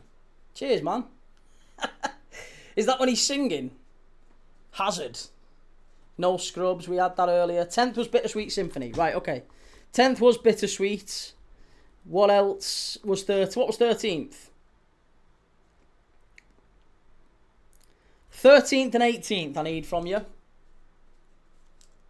Run DMC, that's the way it is. I like it. Riley, how's it going, mate? Good to see you. Rembrandts, I'll be there for you. See, the Rembrandts was a good song, but obviously it's known for Friends, and it wasn't really a big hit in the UK. 18th was Stay. Stay Another Day by East 17. I said that one. Okay, like it. And we still haven't got 13th. Right, what was 13th? Give us a clue for 13th, because we're very close to the second half kicking off. Baby Got Back. Baby Got Back by Sir Mix-a-Lot. She Banged by Ricky Martin. Yeah, Baby Got Back is not a bad shout at all. Natalie Imbruglia. Yeah, Natalie Imbruglia. She sang Torn, didn't she? What about Ironic by Alanis Morissette? Christmas song. Oh, God. This could be anything then. A Christmas song. A 90s Christmas song. It's not House of Pain, Jump Around. I'm surprised that's not in there, actually. A 90s Christmas song. Zico Z, nice football content. Cheers, man. Oh, Mariah Carey. Of course it is. Yeah, All I Want for Christmas. It's got to be on it. All I Want for Christmas. Oh. Oh, well, there you go. I enjoyed that. That was fantastic. Love that. Fairground by Mick Hucknall. Again, another very good show. I like that. Well, there you go. That's the halftime quiz. Well done, everyone who played, everyone who got involved. Love that. Cheers, Welshwing, as always. Who Let the Dogs Out by the Baha Men. Wigfield, Saturday Night. So many good shouts here. How Do I by Leanne Rimes. These are all late 90s, aren't they? Yeah, again, great songs. How Do I was in Con Air. I think it was also featured in... Was it in Coyote Ugly, that one? Can't remember. Excellent work. Excellent work, that one. Welsh. Still #1 Christmas song, yeah. To be honest, she makes a living just off that song now, doesn't she? Another great Welshwing quiz. Love it. Gary says, terrible first half, Palace. Just need to play football. Well, we're off for the second half now. We're 10 seconds into the second half. Let me know your thoughts on this one, predictions-wise. 87% of you in the chat have said Crystal Palace will win this one. 87% of you. Just 7% think Rayo. But I'll be honest, it's been pretty even, hasn't it? I mean, Rayo have had a couple of chances themselves that have gone just wide. Not real, not chances. Let's not go... XG is probably incredibly low. Let's have a look. XG does strike me as probably incredibly low for this one. Palace have had one big chance that Tyrick Mitchell really should have took. Looks like it's going to penalty, says Ian. Yeah, I'd say so. I'd say so too. XG, 0.67 for Palace in the first half, 0.24 for Rayo. Reece, do you think 8-year-olds today are into current tunes like we were in year 3? Well, do you know what it was? Do you know what it was? I'll tell you. I actually think 8-year-olds, 9-year-olds, 10-year-olds, pre-high school kids are probably more into music now because of things like Spotify and things like that. It's more accessible now, isn't it? If you think about what we used to have to do, like I genuinely used to buy That's What I Call Music 98 or That's What I Call Music whatever every single year. And I used to have a big Coca-Cola... Do you remember them? The big hi-fis? Coca-Cola hi-fi thing in my room. And you used to push the can and it used to open the doors up and it had loads of CD tracks and stuff. And you could put 8 CDs in. It was wicked. So, yeah, I used to have that and I used to just listen to whatever was on now. That's What I Call Music. Or, when I was a little bit older, I'd then go on to LimeWire and ruin my PC by trying to download whatever song it was, and then you'd find out halfway through the song that you'd downloaded one of Snoop Dogg's videos, and not a music video either.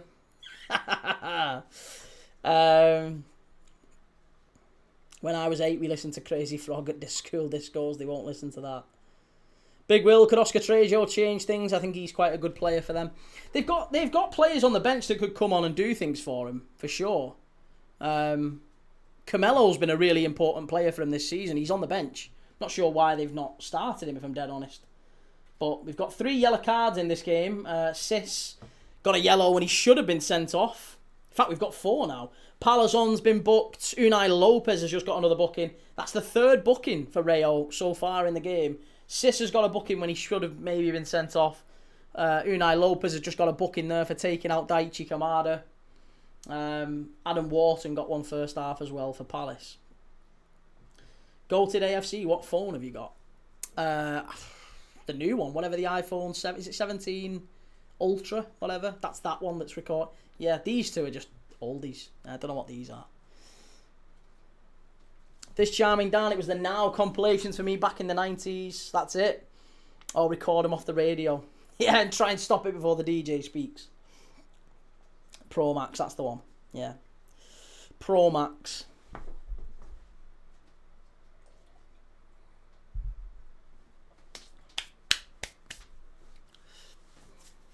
Yes, Rasta. Ball down the right-hand side for Rayo. Good ball in. Palace clear it away. Be yourself, Dylan. I have huge news. Go on, Dylan. What is it? What's your huge news, mate?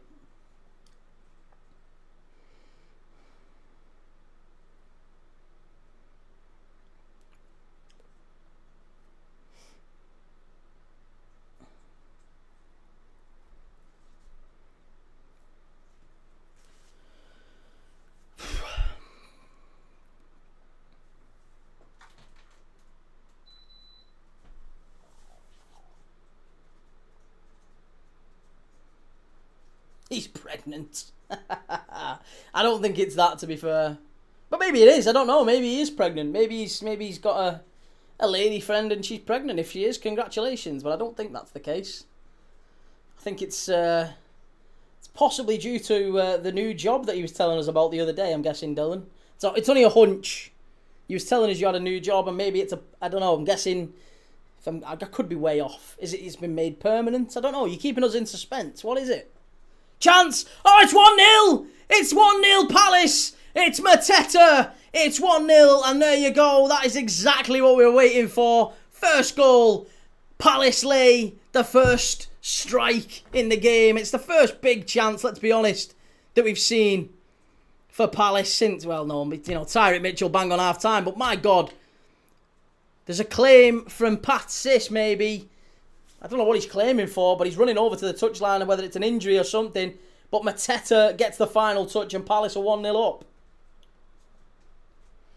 Be yourself, Dylan. It's the Commonwealth ceremony, and I'll be performing at the opening ceremony. Nice. That's great news, mate. That's brilliant news. Congratulations. Oh, yeah. Do you know what? Again, it's a good strike. I think you've got to question the goalkeeper there.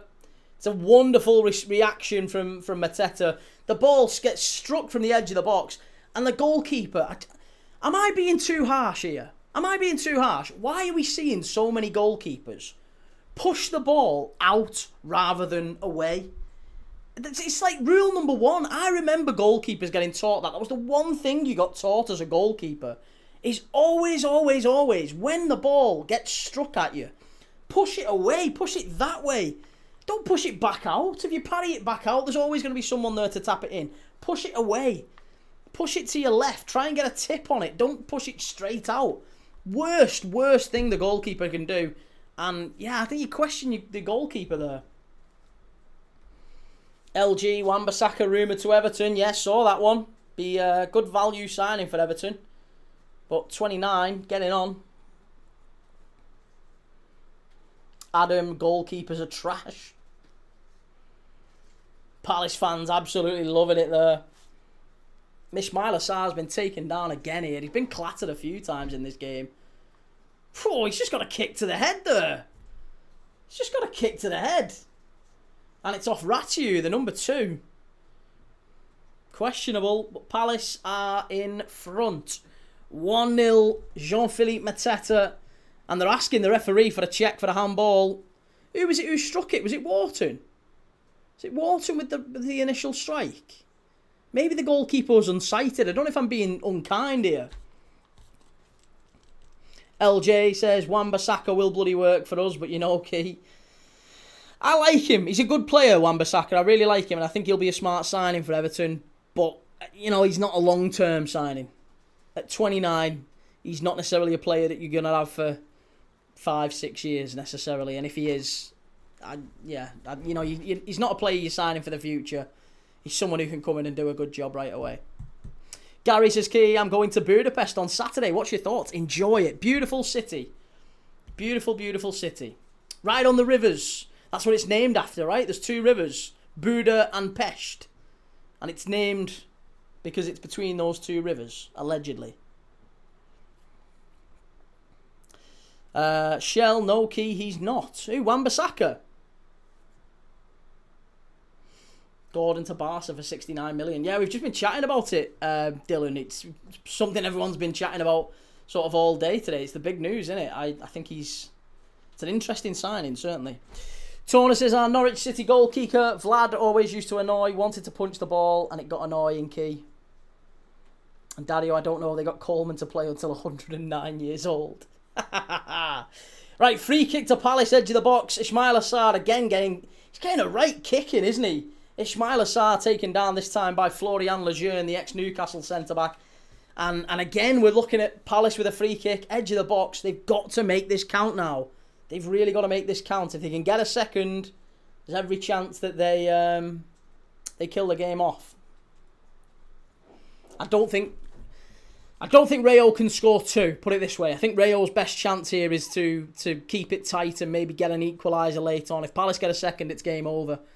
Rayo are not known for scoring goals, and they are not known for coming from behind either. Joe, just admit it, Key. Ross Wilson has absolutely fleeced Barcelona. Listen, Anthony Gordon's a good player. I think 70 million quid is probably about right for his value, and I think he will go there and do similar to what Rashford has done. Rashford's got 28 goals and assists in 48 games. I think Gordon will get that sort of numbers. But whether or not he's a smarter signing than Rashford for 30 million, guess remains to be seen. Strike! Oh, what a strike! Oh, should be! How's that stayed out? Oh my God! It hit both posts. Oh, what a free kick. Was it Munoz? No, it was Pino. Jeremy Pino with an absolute screamer from the free kick. Smashes the crossbar, bounces across, hits the other post, and bounces back out. Oh my goodness me. And who's the first player to get to it? I think it's Daichi Kamada, who misses the rebound. And then somehow it bounces off. That has just hit the post 3 times in the space of about 5 seconds.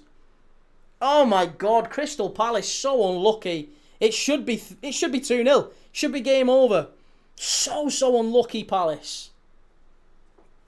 How has that stayed out? How has that stayed out? Madness. Absolute madness. Gunners Villains, Pino's got a strike on him. They're in again here. Here is Pino. And they've got an overload. He's in the area. Mateta. Oh, big save from Batalla. Massive moment for Palace again. He's giving it this, Mateta. He's saying, come on, get the crowd up. He really, really wants the crowd to lift Palace. But honestly, it's such a big chance again. Palace have got to take one of these sooner rather than later. They might regret this, you know. Oh, it's a great ball in again. It's a wonderful save. Really should be 2. Really has to be 2 there, doesn't it? Waz, who's watching this guy over the actual game? You! Right now! Right. Corner kick for Palace. Wharton's going to take it. Left-footed. Whipped in. Headed away by Rayo. And now pushing away on the counter-attack. I think that's going to be a foul, is it? No, now they're going. That's a brilliant ball as well. Wharton back to clear it away. Excellent play. LG, Robertson to Spurs. Thoughts? Yeah, be a good signing for them. Very important to have that sort of a player in your squad. Sort of player that Spurs need, let's be honest. Someone who'll set standards. Very good player. LJ, anyway, Key, I have a question for you, which is, why are people joking, saying we should have a points deduction, or were a disgrace for Spurs staying up? Oh, I wouldn't worry about it, LJ. People are just being silly. Yeah, just being silly. Pete, if that went in, the piano would have been popping. The Pino? The Pino. As in the Pinot Grigio. Strike from Rayo, straight at Henderson. They're having a bit more of a go at him now, Rayo. But a bit of a nothing strike, to be honest, from Alamau. He's not really done a number. He's the number 9 of Rayo, and I'll be honest, he's not done enough tonight. He's not made himself enough of a nuisance. He's barely had a touch of the ball. But it's kind of the similar sort of thing that you see with Gyökeres at Arsenal. He looks a little bit like Gyökeres, doesn't he? Gyökeres light. Same as Íñigo Pérez is Arteta light, maybe. Plays that style of play, and he's done it very effectively for Rayo this season. In fact, I'll be honest, if Arteta ever did decide to leave Arteta, or if they sacked him, Arsenal, if he ever decided to leave Arsenal, Íñigo Pérez would be a glove fit. LJ, as Gordon left, will they keep Barnes? As Villa looking at him, but Rodgers rumoured to Arsenal. Who knows, mate? Who knows? I'm sure Newcastle will be going into the market. They've not been very successful in the transfer market recently, especially when they've had money to spend. You know, they've not always gone and spent it incredibly well. I don't think Voltemada has necessarily proved massive value yet. I'm sure he will do. I like Voltemada. He's not been brilliant value. You know, you could say the same about Wissa, Elanga. Yeah, Ramsey. They've not spent particularly well. So I think there's a lot of areas that I'm sure Newcastle will want to improve in.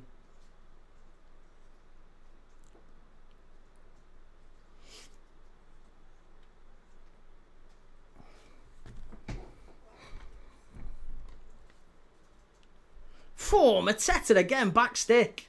Really should have been 2-0. Gunners Villains, is Newcastle that much colder than London? Yeah, it is. It's a couple of degrees at least, especially in winter.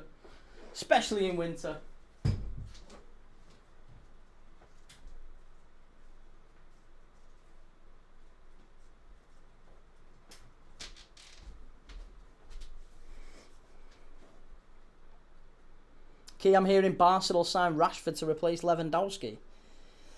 I can't see Rashford starting at centre-forward, can you? Rashford or Gordon at centre-forward? Maybe they are. Maybe they're looking for a more mobile centre-forward. Those could fit. I just don't think they're necessarily the right approach, to be honest. I don't see it. But it could happen. Stranger things have happened, I'm sure. Vuyo says Rayo translates to thunderbolt or lightning bolt. Yeah, I saw that. The lightning bolts. The red lightning bolts.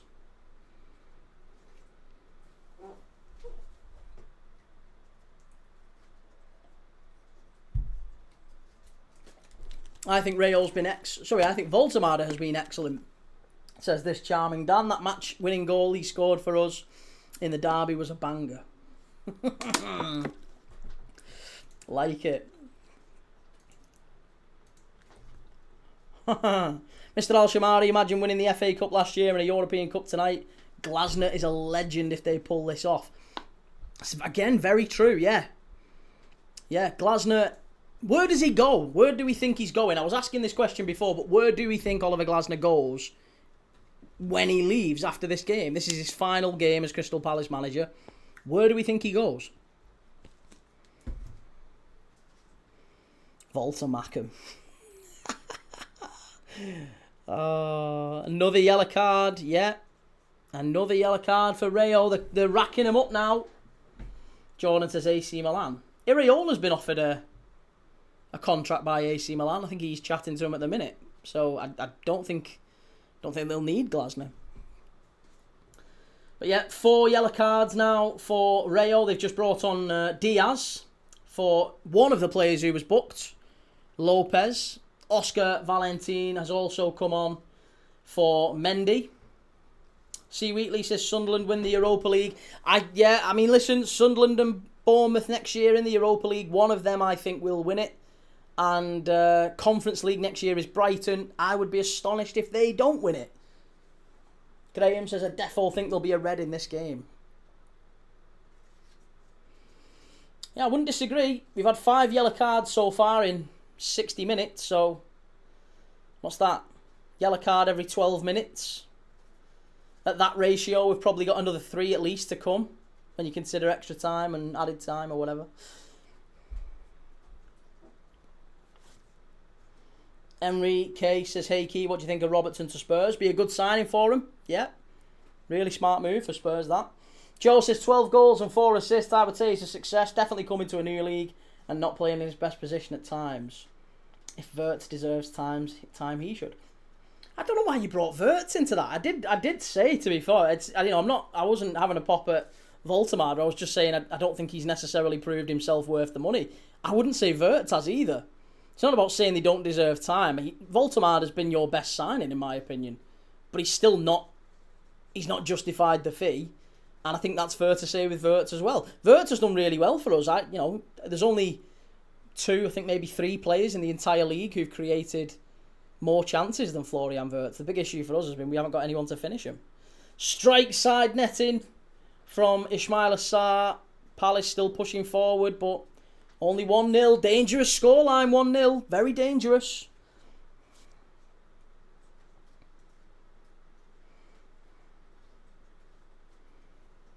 Gunners villains. Liverpool will buy Elise. Watch.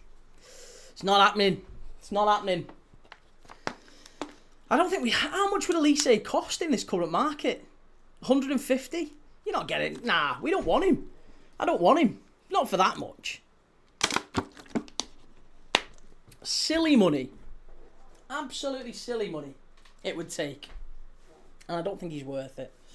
LJ says Coventry and Everton looking at Solly March. Solly March is a very David Moyes type signing, isn't he? This charming Dan, they should give Regis Labris a statue now, but if the genius little sod wins the Europa, they'll have to name the stadium after him. The Regis stand. The Regis stand. Definitely a stand if he wins the European Cup.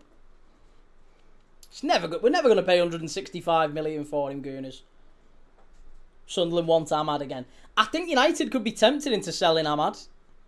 He's he's not been brilliant, has he? Look at that. Total attempts in this game. 9 for Palace, 3 for Rayo. I bet we've had maybe 4 shots on target in the entire game. For both of them combined, how many on target? How many shots have we had on target in this game? If Arsenal get Elise, they definitely repeat. Arsenal aren't getting Elise. They don't need Elise. They've got loads of wingers. Arsenal have got too many wingers. Don't need more. Definitely don't need more.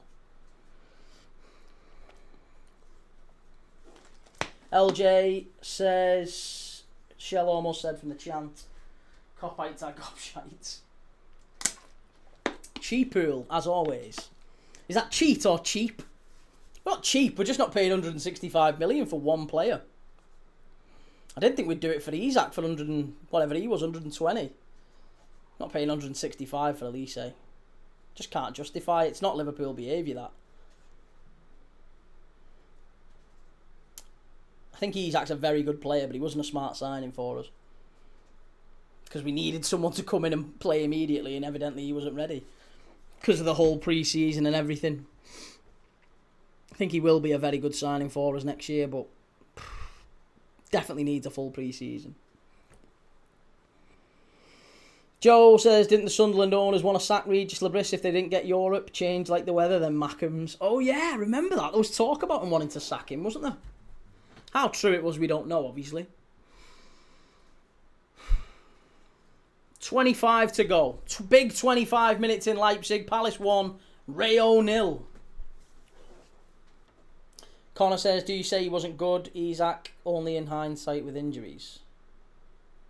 Eh? That doesn't make sense, Connor.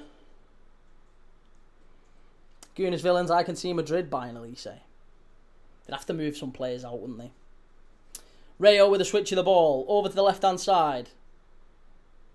Inside to Palazon. Excellent play. Rayo down the left-hand side. Got to get the ball right. Oh, it's too easy. That's really poor. Really, really poor, that. Really poor. De Frutos should do better. Not good enough.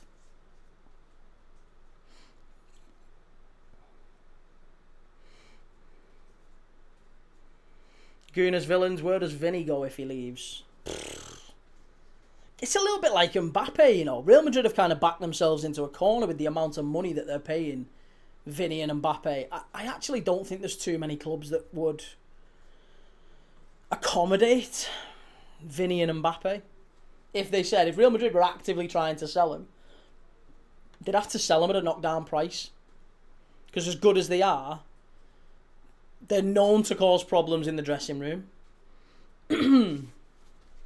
Connor says, you were saying he wasn't a clever signing, but is that just you saying that now because of injuries? Yes, it is, yeah. Yeah, he wasn't a clever signing because of the injuries. That's the only reason. In hindsight, yeah. I still think he will prove to be an effective signing. Even at 120 million, I think we'll get our money's worth out of him because we've given him a 6-year contract, and I think over the next 3-4 years you'll get your money's worth out of Isak. He's good for 20-25 a season. And I think he will prove to get that for us. He's a very, very good striker. We've seen it across a number of years. Not just at Newcastle, but at Sociedad as well.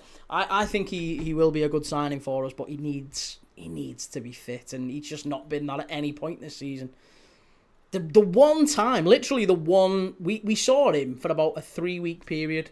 It's the only time we've seen a fit Alexander Isak. We got him back fit. We took our time with him. 3 weeks.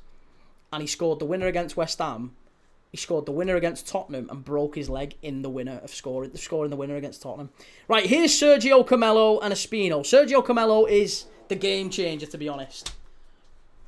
Yeah, the game changer for Rayo if they are going to turn it round. Connor says you definitely will get money's worth. Maybe a bit harsh to say unclever. Did I say unclever? It's not really a word I would use, but yeah, if I did say it wasn't a wise signing, I think it was an opportunistic signing. It wasn't a Liverpool signing. Isak was one of them where I think we were looking at different players, but Newcastle were maybe he was available, and I think it was one of them where we looked at it and went, if we don't get him, City will, or Chelsea will, or United will, or Arsenal will, or somebody who we're competing with will go and get Alexander Isak because he wants to move this summer, and that move will happen, and we moved some things around and went and got him. And that's what happened, I think. I don't think it was necessarily ever within our plan to sign Alexander Isak. It was probably Ekatike and another striker.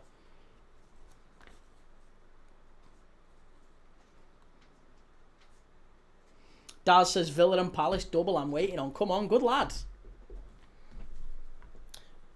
Richard says Liverpool top 5 next season. I agree, yeah. I think we'll be top 5 next season. Newcastle have had Barca's eyes out for Gordon. A lot of people saying they're not too sure on that transfer fee for Anthony Gordon, you know. The Old Way says, I don't know if it's been said, but what did you think of De Zerbi running on the pitch at the end of the game? I'm a gooner, and even I thought it was cringe. Why? Why was that cringe? Was it any more cringe than Arteta putting the Arsenal shirt on? Giving it the full John Terry. Harry, thoughts on the Champions League final? As an Arsenal supporter, I was convinced we'd lose, but after recent glory... I think you will get beat, but I don't think it'll be a really, really... Like, you won't get humbled. I don't think you'll get humbled. I think it'll be a good game, and I think PSG on the night will beat you. They're a better side than Arsenal. But Arsenal have definitely got a chance. They've always got a chance. Any team can beat anyone on any given day. Rob, the celebration police out again.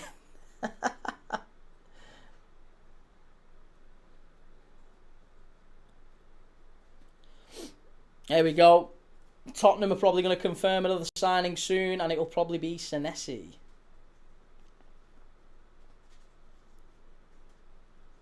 Jordan, I think the Ekatike buy was we want Isak and you're messing about, so we'll show you a real big club. No, mate, clubs don't behave like that. Clubs, well, not just forget clubs, businesses do not spend £100 million to prove a point. That doesn't happen. No, they don't. They sign assets because Liverpool have been looking at Ekatike for a while. We've been linked with him since he was at Stade Reims back in the day. You know, we've been looking at him for a long time. We didn't sign him just to prove a point. There's no serious business does that. We'll pay 100 million to prove a point. LJ, I don't know if fellow Evertonians here know about our owners, the Friedkin Group, and their other club they own. Yes, Roma. Don't see Everton being taken seriously by the Friedkin Group, though. Lawrence Shankland has joined Rangers. Yeah, big news that for Hearts, isn't it? Had a great season for Hearts. Scored the winner against Rangers a few weeks back. But yeah, now joining Rangers. Very sad to see. That might end Hearts' chance at going again next year. Harry, who would you hate to see at Arsenal more? Krupi, Rodgers, or any other names that scare you? Rodgers, I actually wouldn't be that bothered about. I think Rodgers is a very, very good player, but yeah, I wouldn't be fussed if you signed him. Krupi, I wouldn't like to see. Alex Scott, Elliot Anderson, I wouldn't like to see. Yeah.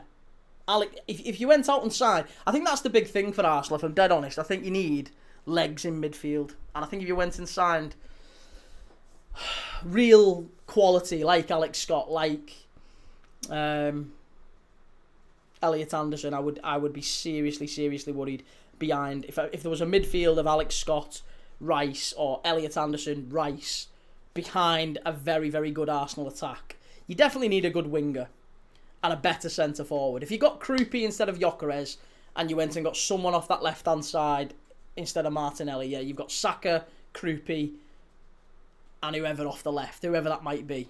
Then yeah, I mean, the Kvaratskhelia would be the ultimate one, wouldn't it? But I don't see it. Connor Lewis Skelly's done well there recently, to be fair.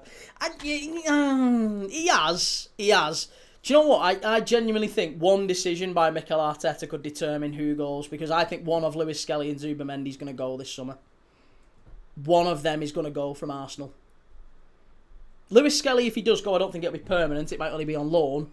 But there's no world, absolutely no world at all, where Lewis Skelly stays at Arsenal, I think, if he's dropped from the Champions League final starting 11. If he picks Zubimendi in the midfield, I think Lewis Skelly goes out on loan next year. He'll push for a loan move. He might even push for a permanent move. because it's going to hurt his career. He's going to stick on the bench. If Zubimendi gets dropped and Lewis Skelly starts, which he might well do, that's what I actually think will happen. Zubimendi then I think will push for the move. Because again, he's pushed for the move to Arsenal. He's gone. He's won the league. But he'll view it as, I've not left Sociedad to sit on the bench at Arsenal. He'll want to go and play regularly. El Marla to Brentford could happen soon. Saeed El Marla's quality. Right, Mateta's gone off.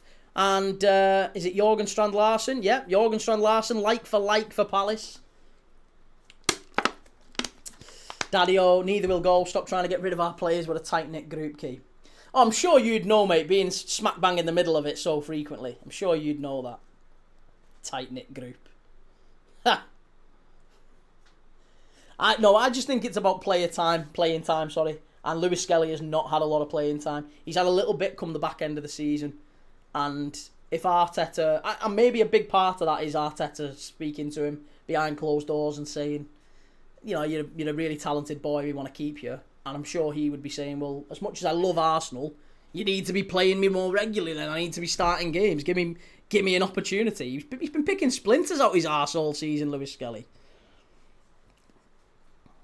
Football and stuff, if you look at our projected pots, it's way harder than places. Nah, Brighton, mate, you've got it. Next season, Brighton are going to win this. Brighton will win this next year, categorically. Cameron Shaw, who do you support? I'm a Liverpool fan.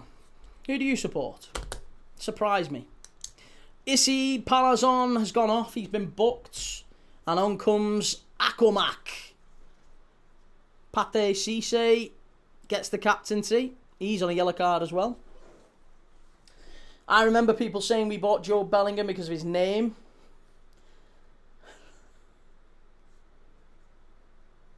Brighton have to win the Conference League. They will do. Yeah, I mean, there's a bit of a tradition now of English clubs winning the Conference League. We've seen West Ham win it. Chelsea won it last year against Betis. Now it looks like Palace are going to win it. I think Brighton win it next year. And then it'll become a bit of a whoever qualifies for the Conference League. If they don't win it, you're kind of breaking the run. Get in the Conference League, you'll win it. Julius, this will be Brighton this time next season. Yep, Fabian Hürzeler lifting Brighton's trophy next year, I think. Connor, who are you supporting at the World Cup? None of them, mate, honestly. I couldn't really care less about who wins it. I'm just going to enjoy the tournament. I'm doing every single game. I'm going to be live for every single one during the tournament. So really looking forward to it. But, yeah, I'm not fussed. I'm not mega fussed about who actually wins. Vallecano in the area, chance, pulls it back. Oh, big moment. Rayo, very, very big moment. Just didn't take it again. Couple of moments for Rayo in the last 5 minutes or so where they've got into good positions. Palace have just dropped 10 yards and they're inviting a bit of pressure now. This is exactly what you don't want to see from Palace. This is where Palace need to be smarter. They need to push on. They're not doing enough. They've not taken those big chances, and we said it, didn't we? They'll live to regret those chances. Rayo will, if they give him opportunities, and they keep giving him moments. Great ball in. Oh, edge of the box. Rayo.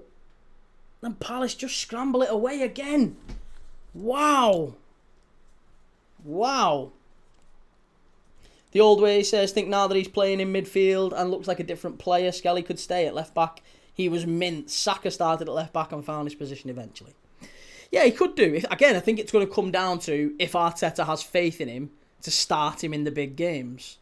And he hasn't done that in a lot of games this season. I think if he starts him in the Champions League final, Lewis Skelly will go, right, perfect, I'm stopping. Because I believe this manager believes in me. I don't think he's felt like that all season. Right, Gesand is coming on here for Palace. Still on loan from Aston Villa. Now, I'm sure Evan Gesand, didn't he play in the Europa League in the first part of the season for Villa? I'm sure he did. I am sure Evan Gesand might be entitled to a Europa League winners medal. And if he is, could he be the very first person in the history of football to win the Europa League and the Conference League in the same season? I think he might be. That might be a fact that we're about to see in real time. Evan Gesand, I am certain, played for Villa in the early stages. Gesand is horrible, says Gunners Villains. Yeah, he's not been brilliant, has he? Not a great signing for Villa. Ant Groom, thoughts about Robertson going to Tottenham. Good signing for Spurs. Important player for him. Gesand played most of Villa's games. Definitely did play most of their games in the early stages of the Europa League, yes. LG says Brighton could lose 3 players. Van Hecke, Baleba and Verbruggen, all rumoured to Tottenham. I'm not sure. Verbruggen's not a smart signing. Sarah, who's on tomorrow? Tomorrow I am doing a international friendly. Yeah, we're going to be doing an international friendly tomorrow. Republic of Ireland against Qatar tomorrow. So we're doing an international friendly. It's the only game that's on, and I thought there's nothing on Friday. There's really nothing at all on Friday. So the decision was, do we do another 2-day break, or should I try and I'll do a friendly. Republic of Ireland are trying to build up to they're the hosts, aren't they, in Euro 2028. They didn't qualify for the World Cup. They got knocked out in the playoffs by the Czech Republic. So Republic of Ireland haven't got the World Cup to look forward to. Troy Parrott and, those big moments that we saw from them qualifying for the World Cup, they never quite made it in the end. They got knocked out of the playoffs. So we'll be watching them against Qatar, who have qualified for the FIFA 26 World Cup. Qatar are managed by Julen Lopetegui, ex-West Ham, ex-Wolves, ex-Real Madrid. Very, very good manager, Lopetegui. He's now managing Qatar. Ball whipped in. Rayo, strike, over the bar, too easy again. And they're running out of time now, Rayo. It was Camelo with the strike. Only 8 minutes plus added time to go. Yeah, Seamus and Jake will be in there, hopefully. We'll see a few Everton players tomorrow, and we can keep an eye out on Qatar. We'll do a bit of... It's our first of many pre-World Cup international friendly watchalongs. We're going to do all the big games at the World Cup, you know that. So we'll do a little pre-World Cup watch-along tomorrow. And we'll have a chat a bit more about the World Cup. Now that we're getting into the World Cup phase, there's only really the Champions League final left to watch now in terms of club football. So we're starting to get into international football mode. So yeah, we'll have a bit more of a bigger chat about the World Cup tomorrow. We'll do some sort of early predictions and thoughts on who might be top goal scorer. Maybe an early shout for Dark Horse, Team of the Season, all that type of stuff. This charming Dan Key, do you think you'll be able to grow the new channel enough to get monetised before the World Cup? It's not nice having ads, but I prefer you to be getting paid for your excellent watch-alongs. Oh, mate, that's very kind of you. The honest answer is I don't know. Yeah, I'm patient about it. I'm just going to try and see what happens and stay open-minded, and we'll see what happens. You can only do what you can do, right? So, yeah, hopefully we do. If it doesn't happen before the World Cup, maybe it happens just after, or like just after the start. Maybe it happens mid-World Cup. Who knows? Who knows? We need to just wait and see. But it's very kind of you to say, mate. You know I appreciate it. Are you doing Scotland Curaçao on Saturday? I'm not, no, because Scotland Curaçao is at 1 p.m. It's early afternoon, and then it's Arsenal PSG. So what I'm going to do is go live earlier, maybe, for Arsenal PSG, do a bit more of the build-up, get sort of into the game and have a chat about that. What about Premier League darts, Key? Not my thing, you know. No, not my thing. Football and stuff, how comes you switch channels? Oh, long story. Long story. But it was the right decision. But it basically means the channels, the old channel is on hiatus. We're not doing anything over there for the next few months. There was a claim for a red card there, but you're not getting it. Mendy's been booked. Pete, I'll bet there's a few million reasons why Lopetegui is the Qatar manager. I think he's got a pretty cushy life over there for sure. Shell, hope your comp doesn't crash again, Key. It can't now. I'm sure it can, but it won't. I've got a completely new setup. I've invested. I've got a brand new, streaming setup that won't crash. That was the big problem. It crashed 5 times in 9 days. And unbeknownst to me, that basically just smashed it. LJ says Graham called it. Well, he said there'd be a red card. We haven't seen one as yet. Oliver, you know, I look at you, show off. It's not really a shot, mate. It's really nothing to show off about. It wasn't like a massive investment, but it was the little tiny bit that had been made from the channel went straight back into buying a streaming setup that wouldn't crash. So it's not going to crash now. So that's good. That's positive. Palace fans going mad here. This is great to see. 4 minutes plus injury time left for him to hang on. Maybe go and get a second.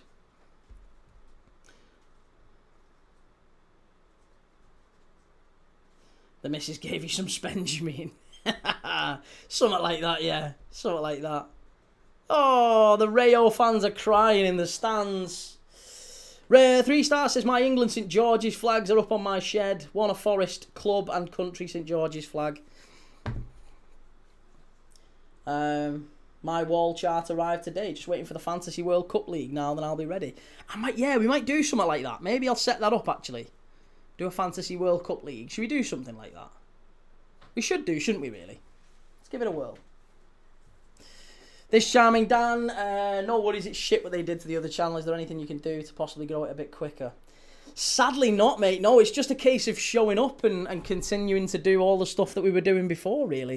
And I have to stay positive. I have to stay confident that if we keep doing what I did before, then you'll get the same results that you got before, I guess. That's my logic anyway. I guess if I keep doing it, then eventually they'll start showing it again to new people. Because generally when people come in, they like it. Yeah, they tend to like it and stay. It's nice. We've got a lovely bunch of people, haven't we? We've got a really lovely crew here.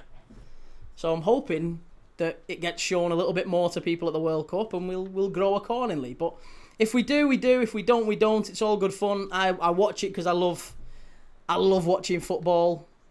And I'm sure it will. I'm sure it'll grow at some point. The missus belted you, lot. I'm doing good, Oliverian. I'm good, mate. How are you, more importantly? Goal kick to Palace. 2 minutes left to go. And it's really running out now. Time for Rayo. Florian Lejeune just couldn't get his head to that one in time. I think FIFA do an official league. Not sure if they do private ones. I'll try and figure something out. I'll have a look. I'm sure there will be. Daddy-O, when you get clipped up next season, they'll all come back. Hey, we'll see. We'll see. Do you think Savinio goes to Tottenham? They were after him, weren't they? They did like him in January, so maybe. Shell, I'm sticking with your key even though you support the other side. Ah, you're a sweetheart, Shell. I need someone to keep an eye out for me, don't I, at the World Cup? You need to be telling me off. If you see me twitching, I need someone to tell me off. That's one of the things my missus actually quite likes. Is she says, "Hey, I know that if I'm not watching, and I'm making sure you're okay, I know Shell's gonna just have a little eye on you and make sure you're all right." Gamer Guru, congrats to Palace. They got 2 cups now and deserve the joy. Bet they're feeling glad all over. Very much so. Oliverian, not bad, pal. Still waiting for your live chat. We can join. Yes, that's true. I need to do another one then. I'm sure I will. Pete, it's a friendly channel. You'll have no probs growing it, Key. I hope so, Pete. I really hope so. I'm trying to do bits better each time. Get 1% better each time. Joe, Key, can we watch the trophy lift? Why'd you do it, Joe? Why'd you do it? Yeah, they're fine with me showing the trophy lift. Hey, and they've not won it yet. Don't count your blessings. Munoz with the long ball, long throw in. We've got 10 seconds plus added time. Flicked on. Back by Wharton. Oh, Rayo. Just get a touch on it. Here's Strand Larsen. Sarr. Wharton. Hit it. In the area. Ball pulled back and it's going to be a corner kick. Is it? No, goal kick and 5 added minutes. Not long left. Jelly, Key, keep the channel running. Don't be annoying, Key. Just keep it rolling. What do you mean, just keep it rolling? Keep it rolling? In what sense? What do you mean? See, there you are, mate, getting argument. Can you stay on for it? Possibly.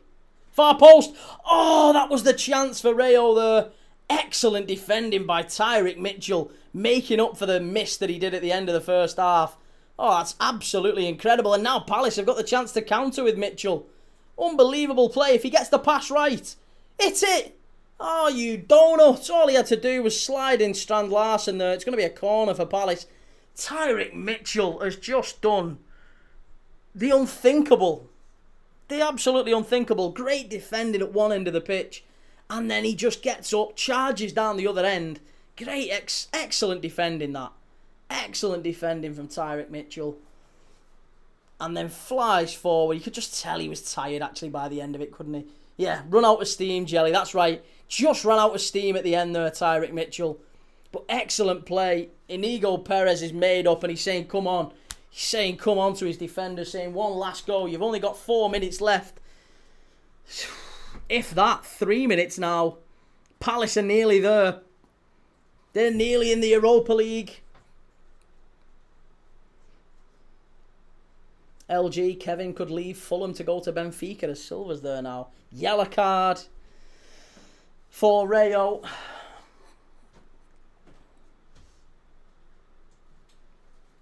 Adam, it's hard to make correct decisions when knackered. That's true. That's very true. I'm very fair. Free kick to Palace. 3 to go.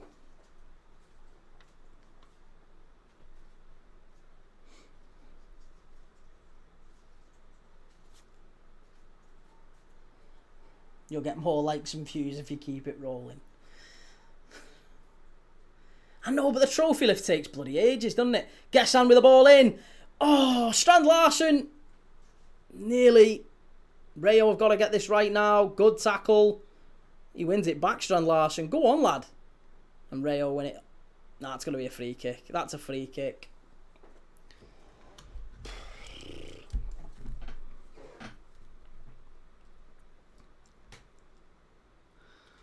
Jean-Philippe Mateta, probably with his final goal for the... Look at that rat tail from Camelo. Did you see that haircut then? Who was that player who used to play for Inter? Used to have that, like, rat tail haircut. What was his name now? Can you remember? Someone help me out with this. Used to play for Inter Milan. He used to have like a long, thin, plaited... He was a centre forward, and I can't remember his name now. LG, where do you think Lacroix goes? I like him. Not Baggio. No, not Baggio. I'm thinking later than that. Later than Baggio. Here's Rayo. Strike. That. What are you doing? What are you doing there? That is so stupid. Why would anyone have a strike from there?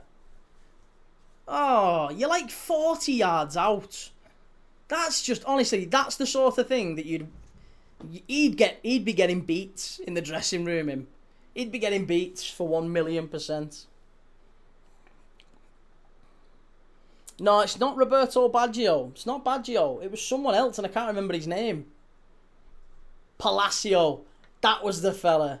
Palacio. Yeah. Yes, Luke. That was the one. Thank you, Luke. Was it Recoba? No, Alvaro Recoba was one of my favourite ever players, though. Love that version of Inter Milan. Recoba, Zamorano. Ronaldo was obviously there as well. Christian Vieri. Everyone forgets about Christian Vieri. What a player he was. But yeah, very good side. Jerry McCringleberry, really want this to go to pens. Don't look like it's going to happen. 20 seconds left. I think this one's going to blow up very quickly. Rayo, strike! That was it. That was the chance. That was the chance. Alamau, the centre forward, he's not really had any chances tonight. But the ball falls. Edge of the box. Chests it down and just drags it wide.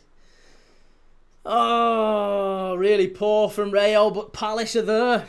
Palace have got it wrapped up, 1-0, and I think that's going to be it. I think this is going to be it, you know. Mateta giving it the Pardew, and there they go, they've won it. The Eagle has landed. Crystal Palace have won the Europa Conference League, and there you go. Who lifts it? Who's the captain of Palace? Who lifts it? Is it Lacroix? Is it Lacroix? Who is the captain? Sure, it's Lacroix, isn't it? No, Henderson. Dean Henderson. Goalkeeper's good. I hate goalkeeper captains. Oh, but there you go. Dean Henderson lifts the Europa Conference League. Mateta, probably with his final act for Crystal Palace. Mateta is set to leave the club for AC Milan, allegedly. Rayo Vallecano fans in tears in the crowd. Quite a few Palace fans in tears as well. But big moment that. Big moment for Palace. And 1-0. Excellent work. Excellent stuff from Crystal Palace. Congratulations to the Eagles. Íñigo Pérez, commiserations to him and his players. He's had a great season for Rayo. They have missed out. But there you go. 1-0.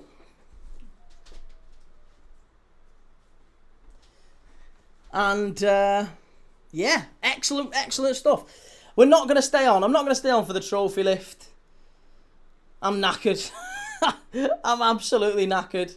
But yeah, what a year for Palace. Winning the FA Cup last year, winning the Conference League this year. They're back in the Europa League next year. So now it's Palace, Bournemouth and Sunderland in the Europa League. 3 Europa League teams next year for England. And Brighton will be our Conference League representative. And I'm sure Brighton will win this next year. I'm sure they will. Trophy lift or we riot. Part-timer. 2026 Conference League winners. You love to see it. This charming Dan Key, top watch along as always, mate. Cheers, man. Hang on a minute, let me just change. Let me change the chat.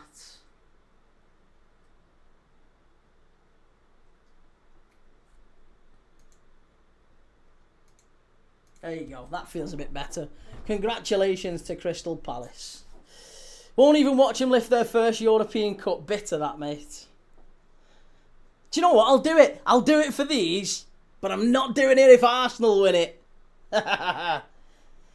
Arsenal have got to mess this up on Saturday, says Silver Fox. Come on, PSG. We're all PSG on Saturday.